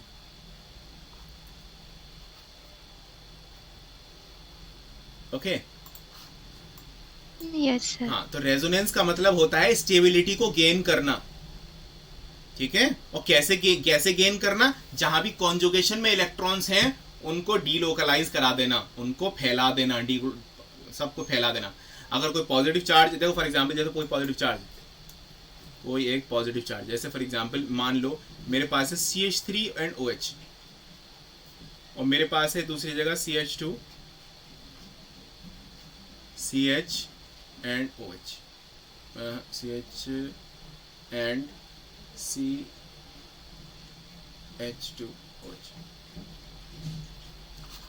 ओके। अरे OH निकालने वाले बेस होते हैं ना। अरे OH निकालने अब देखो वही वाली थ्योरी लगेगी, अरे भाई जो OH निकाल के खुश हो जाएगा वो अच्छा बेस। अरे हाँ या ना? Yes sir. है ना? जरा OH निकलवा के देख लो जी। ये OH निकाल कर CH3 पॉजिटिव, और ये पूरा चार्ज। अब ये आ गया CH2 double bond CH single bond CH2 and यही पे पॉजिटिव चार्ज। बता दो जी कौन सा ज्यादा खुश हुआ OH निकाल के? सेकंड वाला। तो कौन अच्छा बेस हुआ? सेकंड वाला। बात खत्म। लो जी, सेकंड वाला। लो हो गया।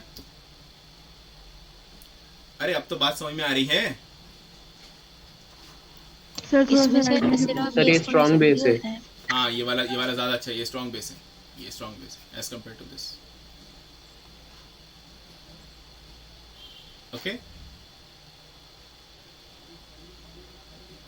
इतने सारे लोगों ने एक साथ सवाल पूछे, मुझे पर 2-3 का सवाल समझ में आया। दोबारा पूछ लो। सर, हाँ सर इसमें एसिड या बेस होना जरूरी होता है?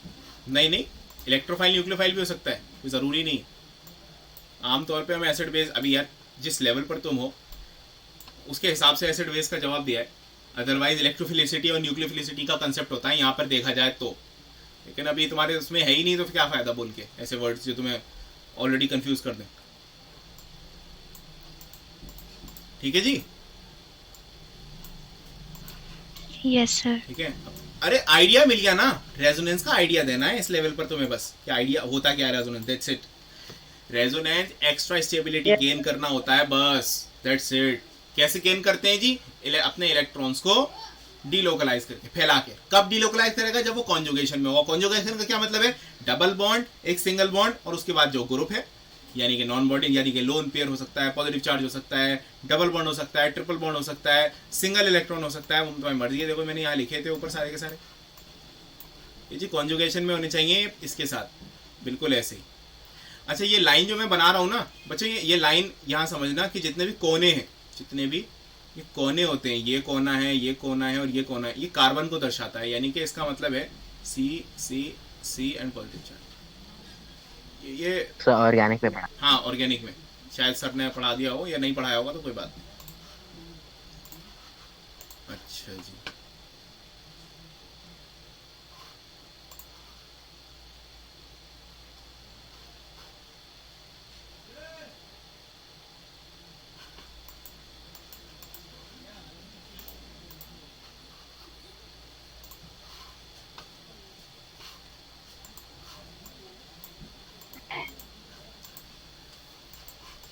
चलो जी, तो आपका फाइनली रेजोनेंस का एक पार्ट और। अब देखो फॉर एग्जांपल बेंजीन है,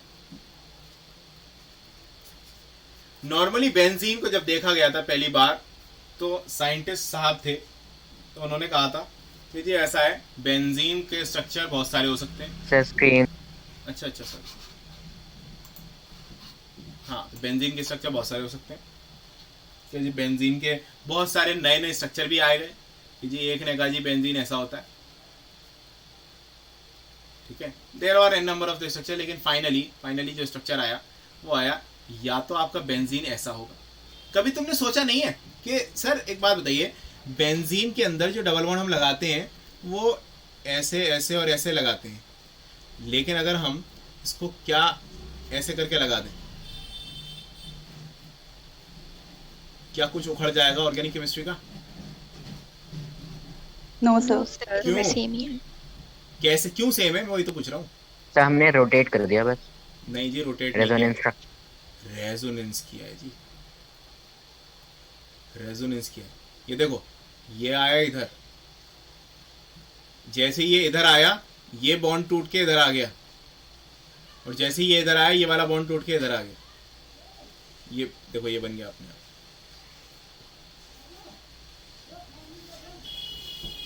सर इन दोनों को कंपाइल कर देंगे। कंपाइल, हाँ एक्जेक्टली, जब इनका हाइब्रिड बनाएंगे, मैंने कहा था ना हाइब्रिड बनाते हैं, तो जब इनका हाइब्रिड बनाते हैं हम, कैसा बनाते हैं हम, डॉटेड स्ट्रक्चर बनाते हैं, जहाँ जहाँ इलेक्ट्रॉन जा रहे हैं, तो देखो जी ये सर डॉटेड सर्कल। तो देखो डॉटेड सर्कल बना देते हैं, ये हो गया जी आपका बेंजीन। ओके सर इनका हाइब्रिड क्यों बनाया? हाँ, अरे वही वाली बात, पंखा चल रहा है, बहुत तेज चल रहा है, पंखड़ी नहीं दिख रही। अब कभी तो पंखड़ी हमें ऐसी दिख रही थी, कभी ऐसी दिख रही थी, तो ऐसा किया हमने, हाइब्रिड बना दिया जी, चारों तरफ ही है। Okay sir. ठीक है ना। अच्छा जी,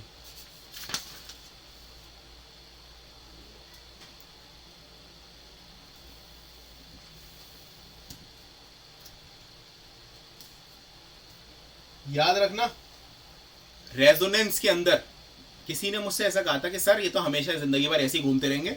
बिल्कुल सही बात है बेटा, ये ऐसी जिंदगी भर घूमते हैं और इतने फास्ट घूमेंगे कि याद रखना ना ये कभी एग्जिस्ट करेगा ना ये कभी एग्जिस्ट करेगा।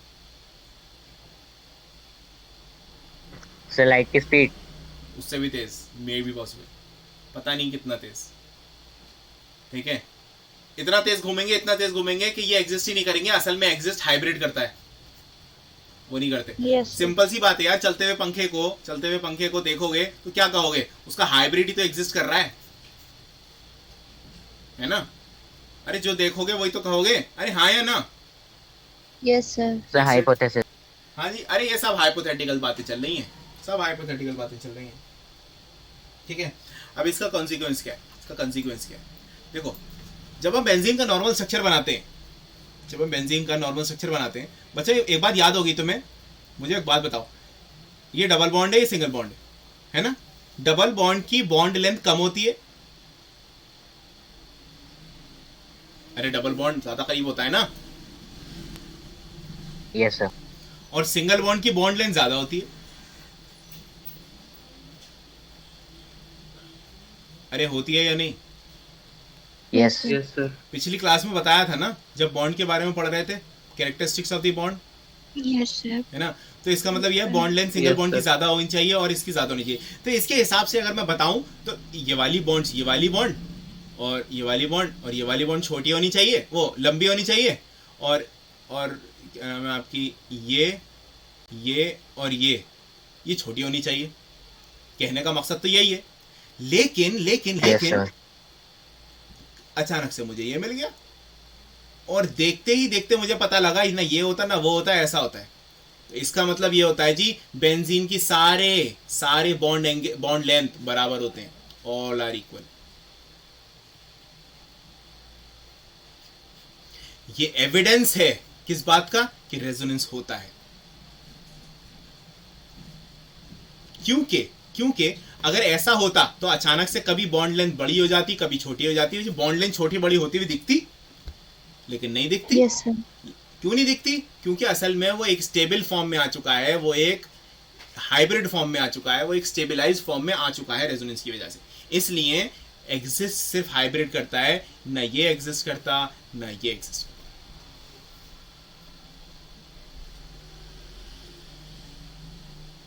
अरे बात समझ में आई बच्चों? Yes sir. है? मैंने इस बात को बता दिया था कि ये इसकी एनर्जी, देखो मैंने बताया था ये ज्यादा स्टेबल होता है,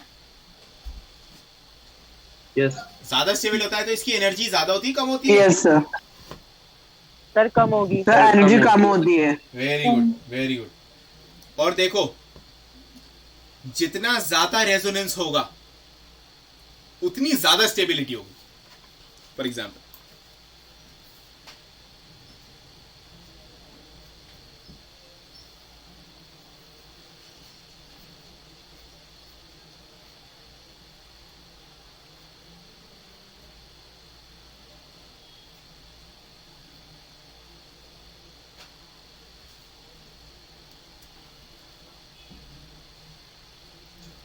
बच्चों, इसके अंदर तो जरा सा रेजोनेंस हो रहा है,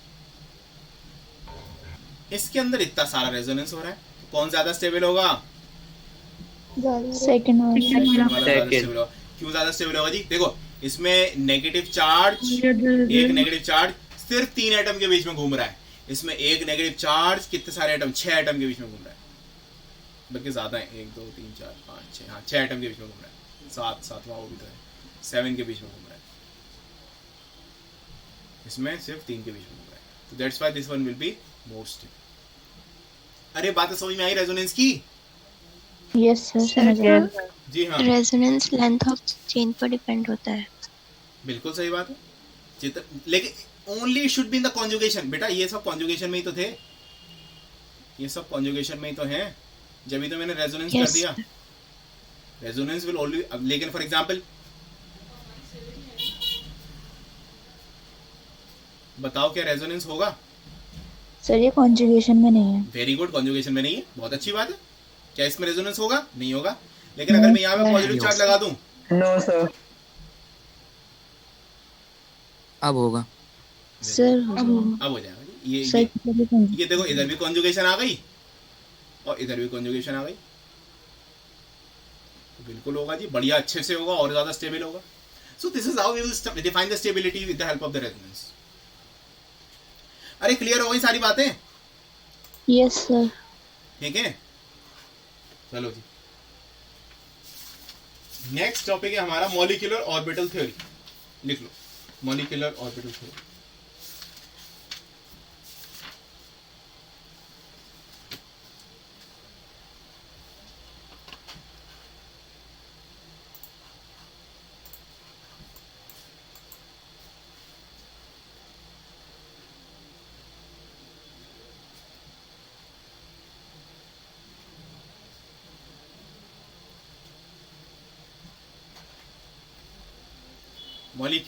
molecular orbital theory.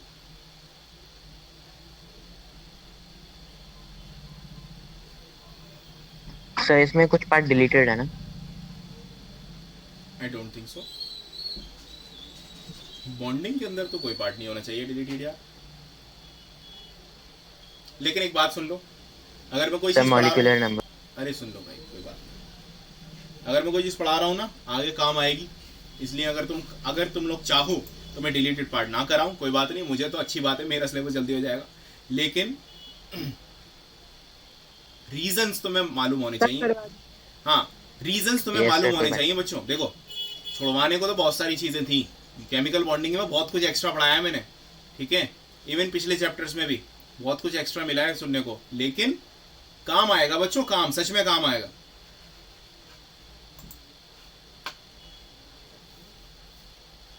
हाँ एग्जैक्टली।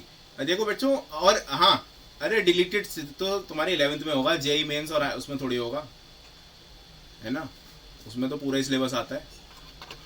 इसलिए बेहतर ये है कि अपनी तरफ से पूरी तैयारी रखो, और कोई प्रॉब्लम आ रही है, अभी देखो एग्जाम टाइम में एग्जाम के हिसाब से देख लेना जी, कोई बात नहीं, लेकिन तुम्हें नॉलेज तो पूरी होनी चाहिए ना हर चीज़ की, ठीक है। फॉर एग्जाम्पल देखो, एग्जाम्पल देते हैं तुम्हें यार, एग्जाम्पल से ही समझते हो। लो जी, हमारा बोर्ड अटक गया, क्या हुआ भाई? हाँ देखो, फॉर एग्जाम्पल कोई चीज़ हम पढ़ रहे हैं, इस तरीके से हम चीज़ पढ़ रहे हैं, सब एक दूसरे से इंटरलिंक्ड है, मैंने आपको ये पढ़ा दिया, ये भी पढ़ा दिया, ये भी पढ़ा दिया, ठीक है। चलो मान लो इसमें से बीच वाली चीज़ मैंने नहीं पढ़ाई आपको, ये भी पढ़ा दी, और एग्ज़ाम में यही आना था, एग्ज़ाम में भी यही चीज़ें आनी थी, ठीक है। तो क्या ये वाला पार्ट आप कर पाओगे?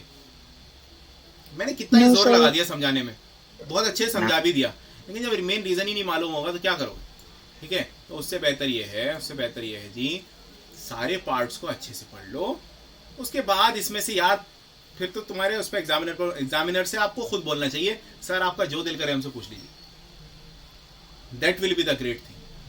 फिर आएगा एक्चुअली वाइवा देने में या फिर जो भी एग्ज़ाम देने में मज़ा, जब आप अपने एग्जामिनर से पूछ लो कि जी सर आपका जो दिल करे आप मुझसे पूछ लीजिए, मुझे कोई टेंशन वाली बात नहीं। अरे आगे पढ़ाएं?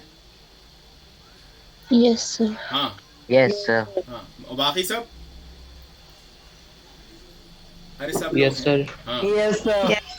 ओके, चलो जी आ जाओ जी। Molecular orbital theory. Molecular orbital theory होती क्या है? देखो याद रखो, असल में अच्छा एक बार हाइब्रिडाइजेशन याद करना। हाइब्रिडाइजेशन क्या हो रहा था भाई? हाइब्रिडाइजेशन S और P किसी सिंगल एटम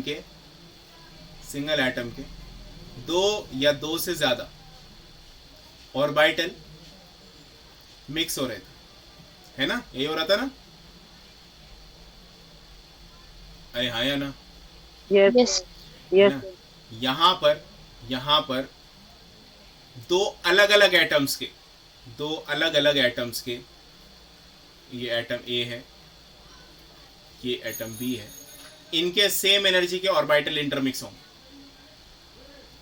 जैसे मान लो इसमें S है, इसमें भी S है, तो होगा क्या जी? ये एक दूसरे से इंटरमिक्स हो जाएंगे और एक बनाएंगे जी बॉन्डिंग और एक बनाएंगे एंटी बॉन्डिंग। अब वो क्या बनाएंगे अभी बताता हूँ। बच्चा मैंने तुम्हें एक चीज बताई थी, फेज। हर ऑर्बिटल का कोई ना कोई फेज होता है, बताया था मैंने? ये बात नहीं बताई थी? यस। देखो फॉर एग्जांपल ये कौन सा ऑर्बिटल है? S orbital. हाँ, मैं बताया था एस के अंदर पॉजिटिव भी हो सकता है या नेगेटिव हो सकता है, हमारी मर्जी है, हम जो चाहे लगा दें। लेकिन अगर मैं पी की बात करूं तो पी के अंदर ऊपर वाला या तो पॉजिटिव होगा या नेगेटिव होगा, लेकिन नीचे वाला उसका ऑपोजिट होगा। फॉर एग्जांपल ये अगर पॉजिटिव है तो ये नेगेटिव। यहाँ पर एक नया कंसेप्ट जनरेट होता है इंटरफेरेंस का।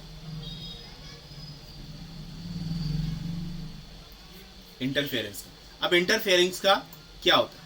देखो इंटरफेरेंस जो होता है वो एक से दूसरे के अंदर इंटरफेयर करना होता है, घुसना होता है, और इंटरफेयर करके हमारे दो आउटकम्स आ सकते हैं, या दो आउटकम आ सकते हैं। या तो हमारा आएगा कंस्ट्रक्टिव,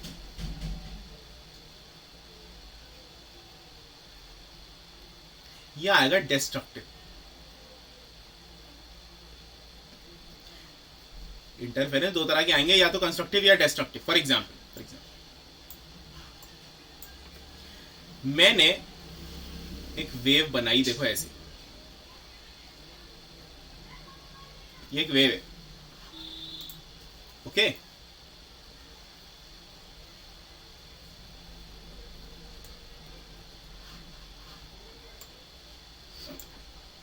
अब इस वेव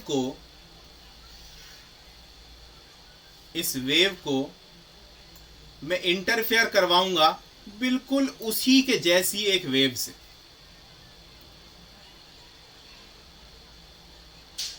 तो क्या होगा? अरे ये और ये एक दूसरे मिलकर खुश हो जाएंगे, ये भी एक दूसरे मिलकर खुश हो जाएंगे, ये भी खुश हो जाएंगे। तो इनका जो इंटरफेरेंस पैटर्न बनेगा वो बड़ा खुश मिजाज यानी कि कंस्ट्रक्टिव बनेगा जी। देखो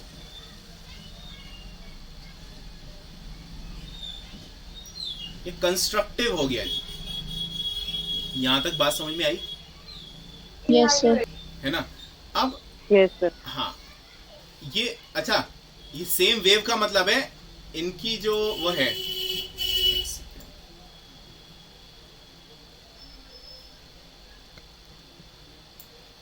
सेम वेव का मतलब ये होता है कि इनकी जो फेजेस हैं वो सेम है। अब ये अपोजिट फेज वाले हैं भाई। बच्चा याद रखना, ये वेव होती है ना, ये इनका ऊपर ये अप फेज होता है, ये नीचे का डाउन फेज होता है।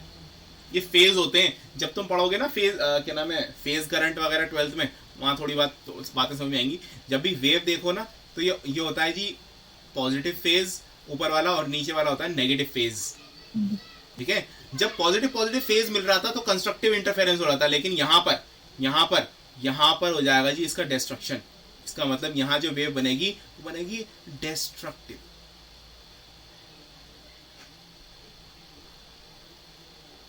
अरे बात समझ में आई? Yes sir. अरे क्या सबके बात समझ में आई? Yes sir. अरे सबसे पूछा है जी। Yes yes. सर ये डिस्ट्रक्टिव में बता दीजिए, मतलब एक बार और। भाई तो मतलब इसका एम्पलीट्यूड कम। हाँ, एम्पलीट्यूड कम हो गया बस। Okay sir. ठीक है, वो एम्पलीट्यूड कम हो गया बस। ठीक है जी, आओ आ गया। मतलब ये हो सर गया। जिस तरह आपने पिछली क्लास में एक पी सेल बड़ा बनाया था और एक छोटा बनाया था। क्या दोबारा बताइए? क्या मैंने एक, हाँ कुछ उसी से रिलेटेड है। देखते रहो, अभी मालूम पड़ेगा। देखते रहो। देखो, जब एक एस, मान लो ये एक एस है और एक दूसरे एस से मिल रहा है, तो इसकी प्रोबेबिलिटी ये हो सकती है या तो ये दोनों पॉजिटिव हो। अरे भाई ये दो ही प्रोबेबिलिटी हो सकती है, या तो ये दोनों सेम होंगे या दोनों डिफरेंट होंगे, या तो सेम फेज के होंगे या अलग अलग फेज के होंगे। तो अगर ये सेम फेज के मिलेंगे तो ये क्या करेंगे? देखो, वैलेंस बॉन्ड थ्योरी जो थी, याद है वीबीटी में क्या कह रहा था कि जी एक दूसरे से ओवरलैप करते हैं। कौन थी ये? वीबीटी। लेकिन एमओटी के हिसाब से होगा क्या कि यहां पर ये दोनों जो है ना, ये दोनों हैं तो ऐसे ही, लेकिन ये एक नया ऑर्बिटल क्रिएट कर लेंगे कुछ इस शेप का, जिसमें एक न्यूक्लियस ऑलरेडी यहां होगा, दूसरा यहां होगा। ये न्यूक्लियस तो सब में होता है जी, है ना?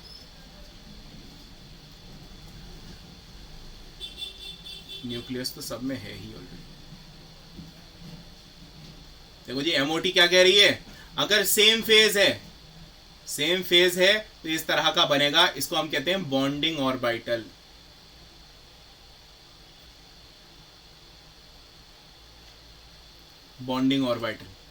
लेकिन अगर डिस्ट्रक्टिव वाला सीन हो गया, मान लो इसकी जो फेज थी पॉजिटिव फेज थी और इसकी मान लो नेगेटिव फेज थी, यानी कि ऑपोजिट फेजेस थी, या तो उसकी नेगेटिव इसकी पॉजिटिव, तो क्या होगा जी? वहां डिस्ट्रक्शन हो जाएगा। वहां क्या होगा जी? न्यूक्लियस तो वहीं रहेंगे लेकिन उनका डिस्ट्रक्शन हो जाएगा। पहले कितने मोटे मोटे थे अच्छे से, अब बेचारे पिचक गए। ठीक है? तो this is how it happens. और ये जो होता है, ये होता है आपका एंटी बॉन्डिंग ऑर्बिट। अब जरा एक बात बताओ, बॉन्ड बनने के लिए इलेक्ट्रॉन्स का यहां होना जरूरी है ना? आवाज नहीं आ रही क्या? अरे यस सर, आ रही है। हाँ, बॉन्ड बनने के लिए अरे भाई बॉन्ड तो ऐसे ही बनेगा, ऐसे तो बनेगा नहीं बॉन्ड। Yes sir. बॉन्ड बनने के लिए बॉन्डिंग ऑर्बिटल में इलेक्ट्रॉन होने चाहिए। अगर एंटी बॉन्डिंग में होंगे तो बॉन्ड नहीं बनेगा, सिंपल सी बात है।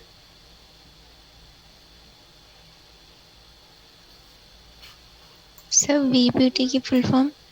अरे valence bond theory, valence bond theory है जी। तो देखो, अब एक एस मान लो हाइड्रोजन का और दूसरा एस एक और है मेरे पास हाइड्रोजन का। ये जब एक दूसरे से मिलेंगे तो कितनी तरह की इनकी हो सकती है? अरे इनके फेजेस में दो तरह का हो सकता है ना, या तो बॉन्डिंग या तो एंटी बॉन्डिंग, कंस्ट्रक्टिव या हाँ कंस्ट्रक्टिव डिस्ट्रक्टिव। एंटी बॉन्डिंग जो होती है वो कंस्ट्रक्टिव होती है, वो डिस्ट्रक्टिव होती है। बॉन्डिंग जो होती है वो कंस्ट्रक्टिव होती है। तो देखो, अगर एक एस दूसरे एस से मिलेंगे तो याद रखना बच्चों, बॉन्डिंग जो होते हैं, जो कंस्ट्रक्टिव जो इंटरफेरेंस होता है ना, उसकी एनर्जी कम होती है। तो बॉन्डिंग जो होगा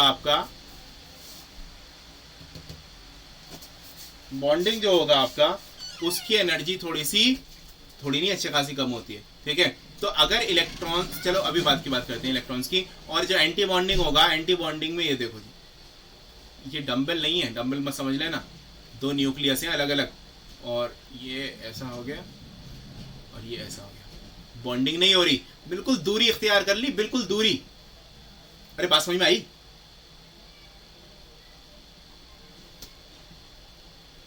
यस सर। कंस्ट्रक्टिव डिस्ट्रक्टिव समझ में आ गया था?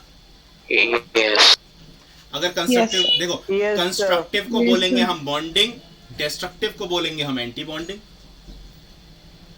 इतनी बात समझ में आ गई? Yes sir. अब अगर बॉन्डिंग जो होगा, बॉन्डिंग का मतलब बॉन्ड बनना है, एंटी बॉन्डिंग का मतलब बॉन्ड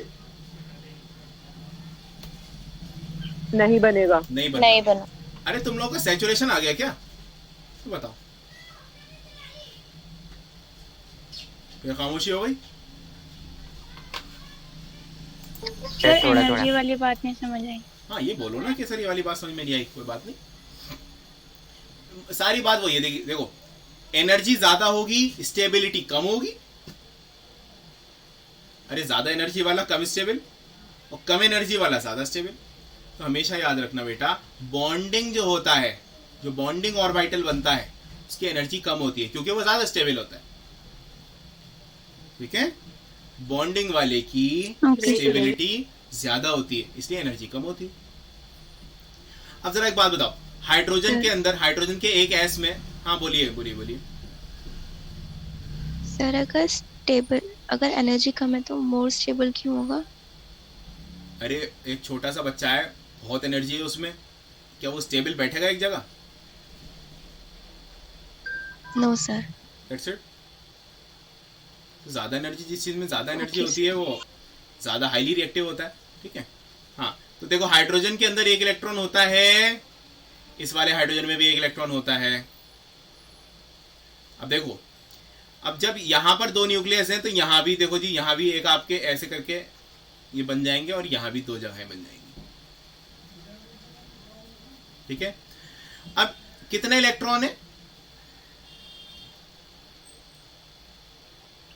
2। सिर्फ 2 इलेक्ट्रॉन है ना।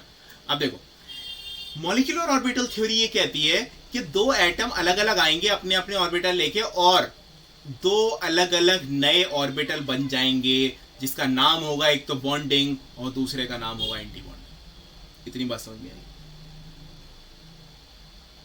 Yes sir. अरे दो आएंगे, दो नए बनेंगे अलग अलग एनर्जी के, दो सेम एनर्जी वाले आएंगे और अलग अलग एनर्जी वाले बन जाएंगे। सर जी हाँ सर, या तो एंटी बॉन्डिंग वाले बनेंगे या बॉन्डिंग वाले? दोनों थोड़ी बनेंगे। दोनों बनेंगे।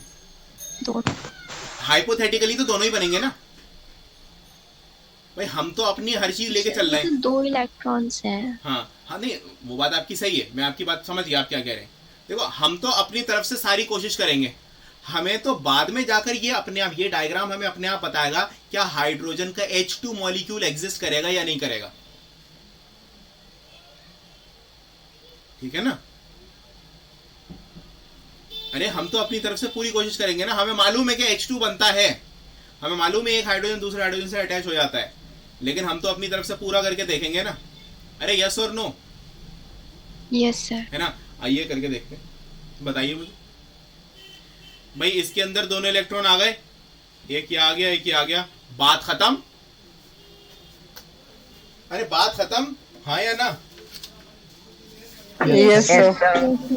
अब देखो याद रखना बच्चों, जब भी तुम्हें ऐसा डायग्राम फाइनली मिल जाए उसके बाद तुम निकालना बॉन्ड ऑर्डर। बॉन्ड ऑर्डर क्या होता है? Half of bonding minus anti bonding. बताओ कितना आया बॉन्ड ऑर्डर?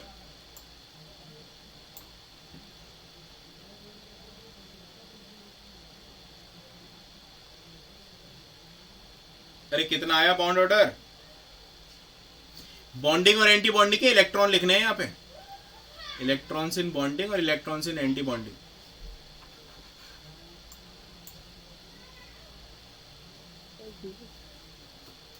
अरे भाई 1/2 ऑफ बॉन्डिंग में कितने इलेक्ट्रॉन है?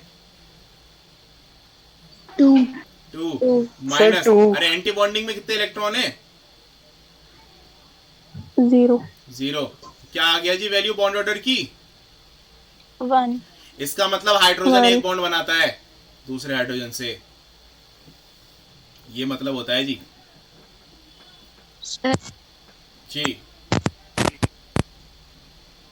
आवाज नहीं आ रही बेटा आपकी। ठीक है, एक और एग्जांपल करता हूं, समझ में आएगा, देखते रहो।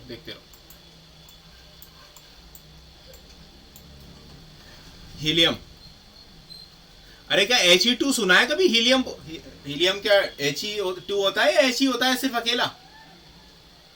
सर अकेला होता है। अकेला होता है ना। आओ जरा प्रूफ करके देखते हैं क्या He2 होगा या नहीं होगा।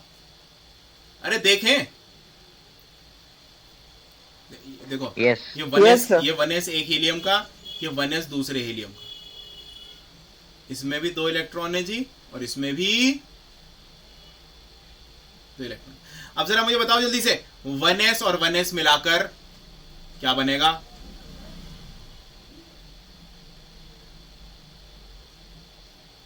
एक तो बॉन्डिंग बनेगा और एक एंटी बॉन्डिंग बनेगा। अरे हाँ या ना? Yes sir. ये बॉन्डिंग होगा जी, ये एंटी बॉन्डिंग होगा। अब देखो लिखते कैसे हैं। पहली बात तो ये सिग्मा बॉन्ड बनेगा, पाई तो बनेगा नहीं, है ना। तो ये भी सिग्मा वो भी सिग्मा, क्योंकि फर्स्ट बॉन्ड। एंटी बॉन्डिंग में सिग्मा स्टार लगाते हैं, बॉन्डिंग में स्टार नहीं लगाते। और कौन से से मिलकर बना है? एस से, तो सिग्मा एस।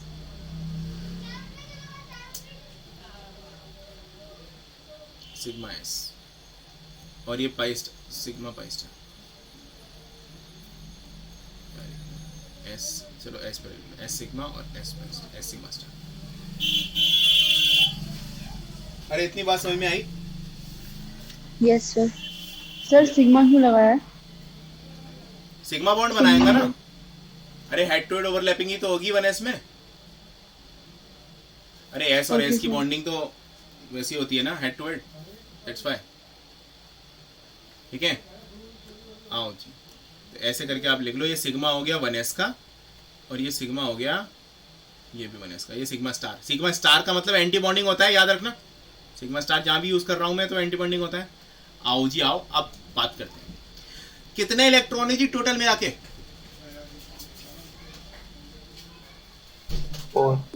4 है। आओ जी भरते हैं। पहला इलेक्ट्रॉन कहाँ भरा जाएगा? एस। अरे नीचे भरा जाएगा एस में, यहाँ पे, यहाँ भर दिया। दूसरा इलेक्ट्रॉन कहाँ भरा जाएगा? अरे नीचे ही भरा जाएगा। अलग अलग एनर्जी हो जब होती है तो नीचे वाले को पहले कंप्लीटली फिल करते हो ना। अरे हुंड्स रूल, पहले सिंगल सिंगल भर दो फिर बाद में पेयरिंग करना, लेकिन एक ही लेवल पे है ना। तो यहाँ भर गया, आ जाओ जी, इसके अंदर 2 हो गए। अभी भी इलेक्ट्रॉन बच रहे हैं? Yes sir. कितने बचे? Yes sir, 2 electron. तो कहाँ लगाऊं? 2 इलेक्ट्रॉन। अरे कहाँ लगाऊं? एंटी एंटी उसमें लगा दो, एंटी में। आओ जी, अब बॉन्ड ऑर्डर निकाल लो जल्दी से। Half of bonding minus anti bonding. अरे जल्दी बता दो। अरे हाफ एंड 2 माइनस 2 सर 0। अरे 0 का क्या मतलब? है ही नहीं सर, बॉन्ड नहीं होता। एग्जैक्टली, कोई बॉन्ड नहीं बनेगा, इसका मतलब हीलियम 2 एग्जिस्ट नहीं करता। अरे अब समझ में आई? Yes sir. अरे क्या सबके समझ में आ गई? Yes sir. Yes sir. हाँ यस सब लोग 4-5 हैं क्या बस? अरे बाकी लोग? Yes sir. हाँ एक का नाम आया अभी। अरे कहाँ हो यार? Yes sir. हाँ ठीक है, नेक्स्ट क्लास में इंशाल्लाह इसको कंप्लीट कर देंगे, उसके बाद हाइड्रोजन स्टार्ट करेंगे। Okay sir. ठीक है, चलो ठीक है, इंशाल्लाह सी इन द नेक्स्ट क्लास। अगर कोई डाउट है तो आप पूछ लो।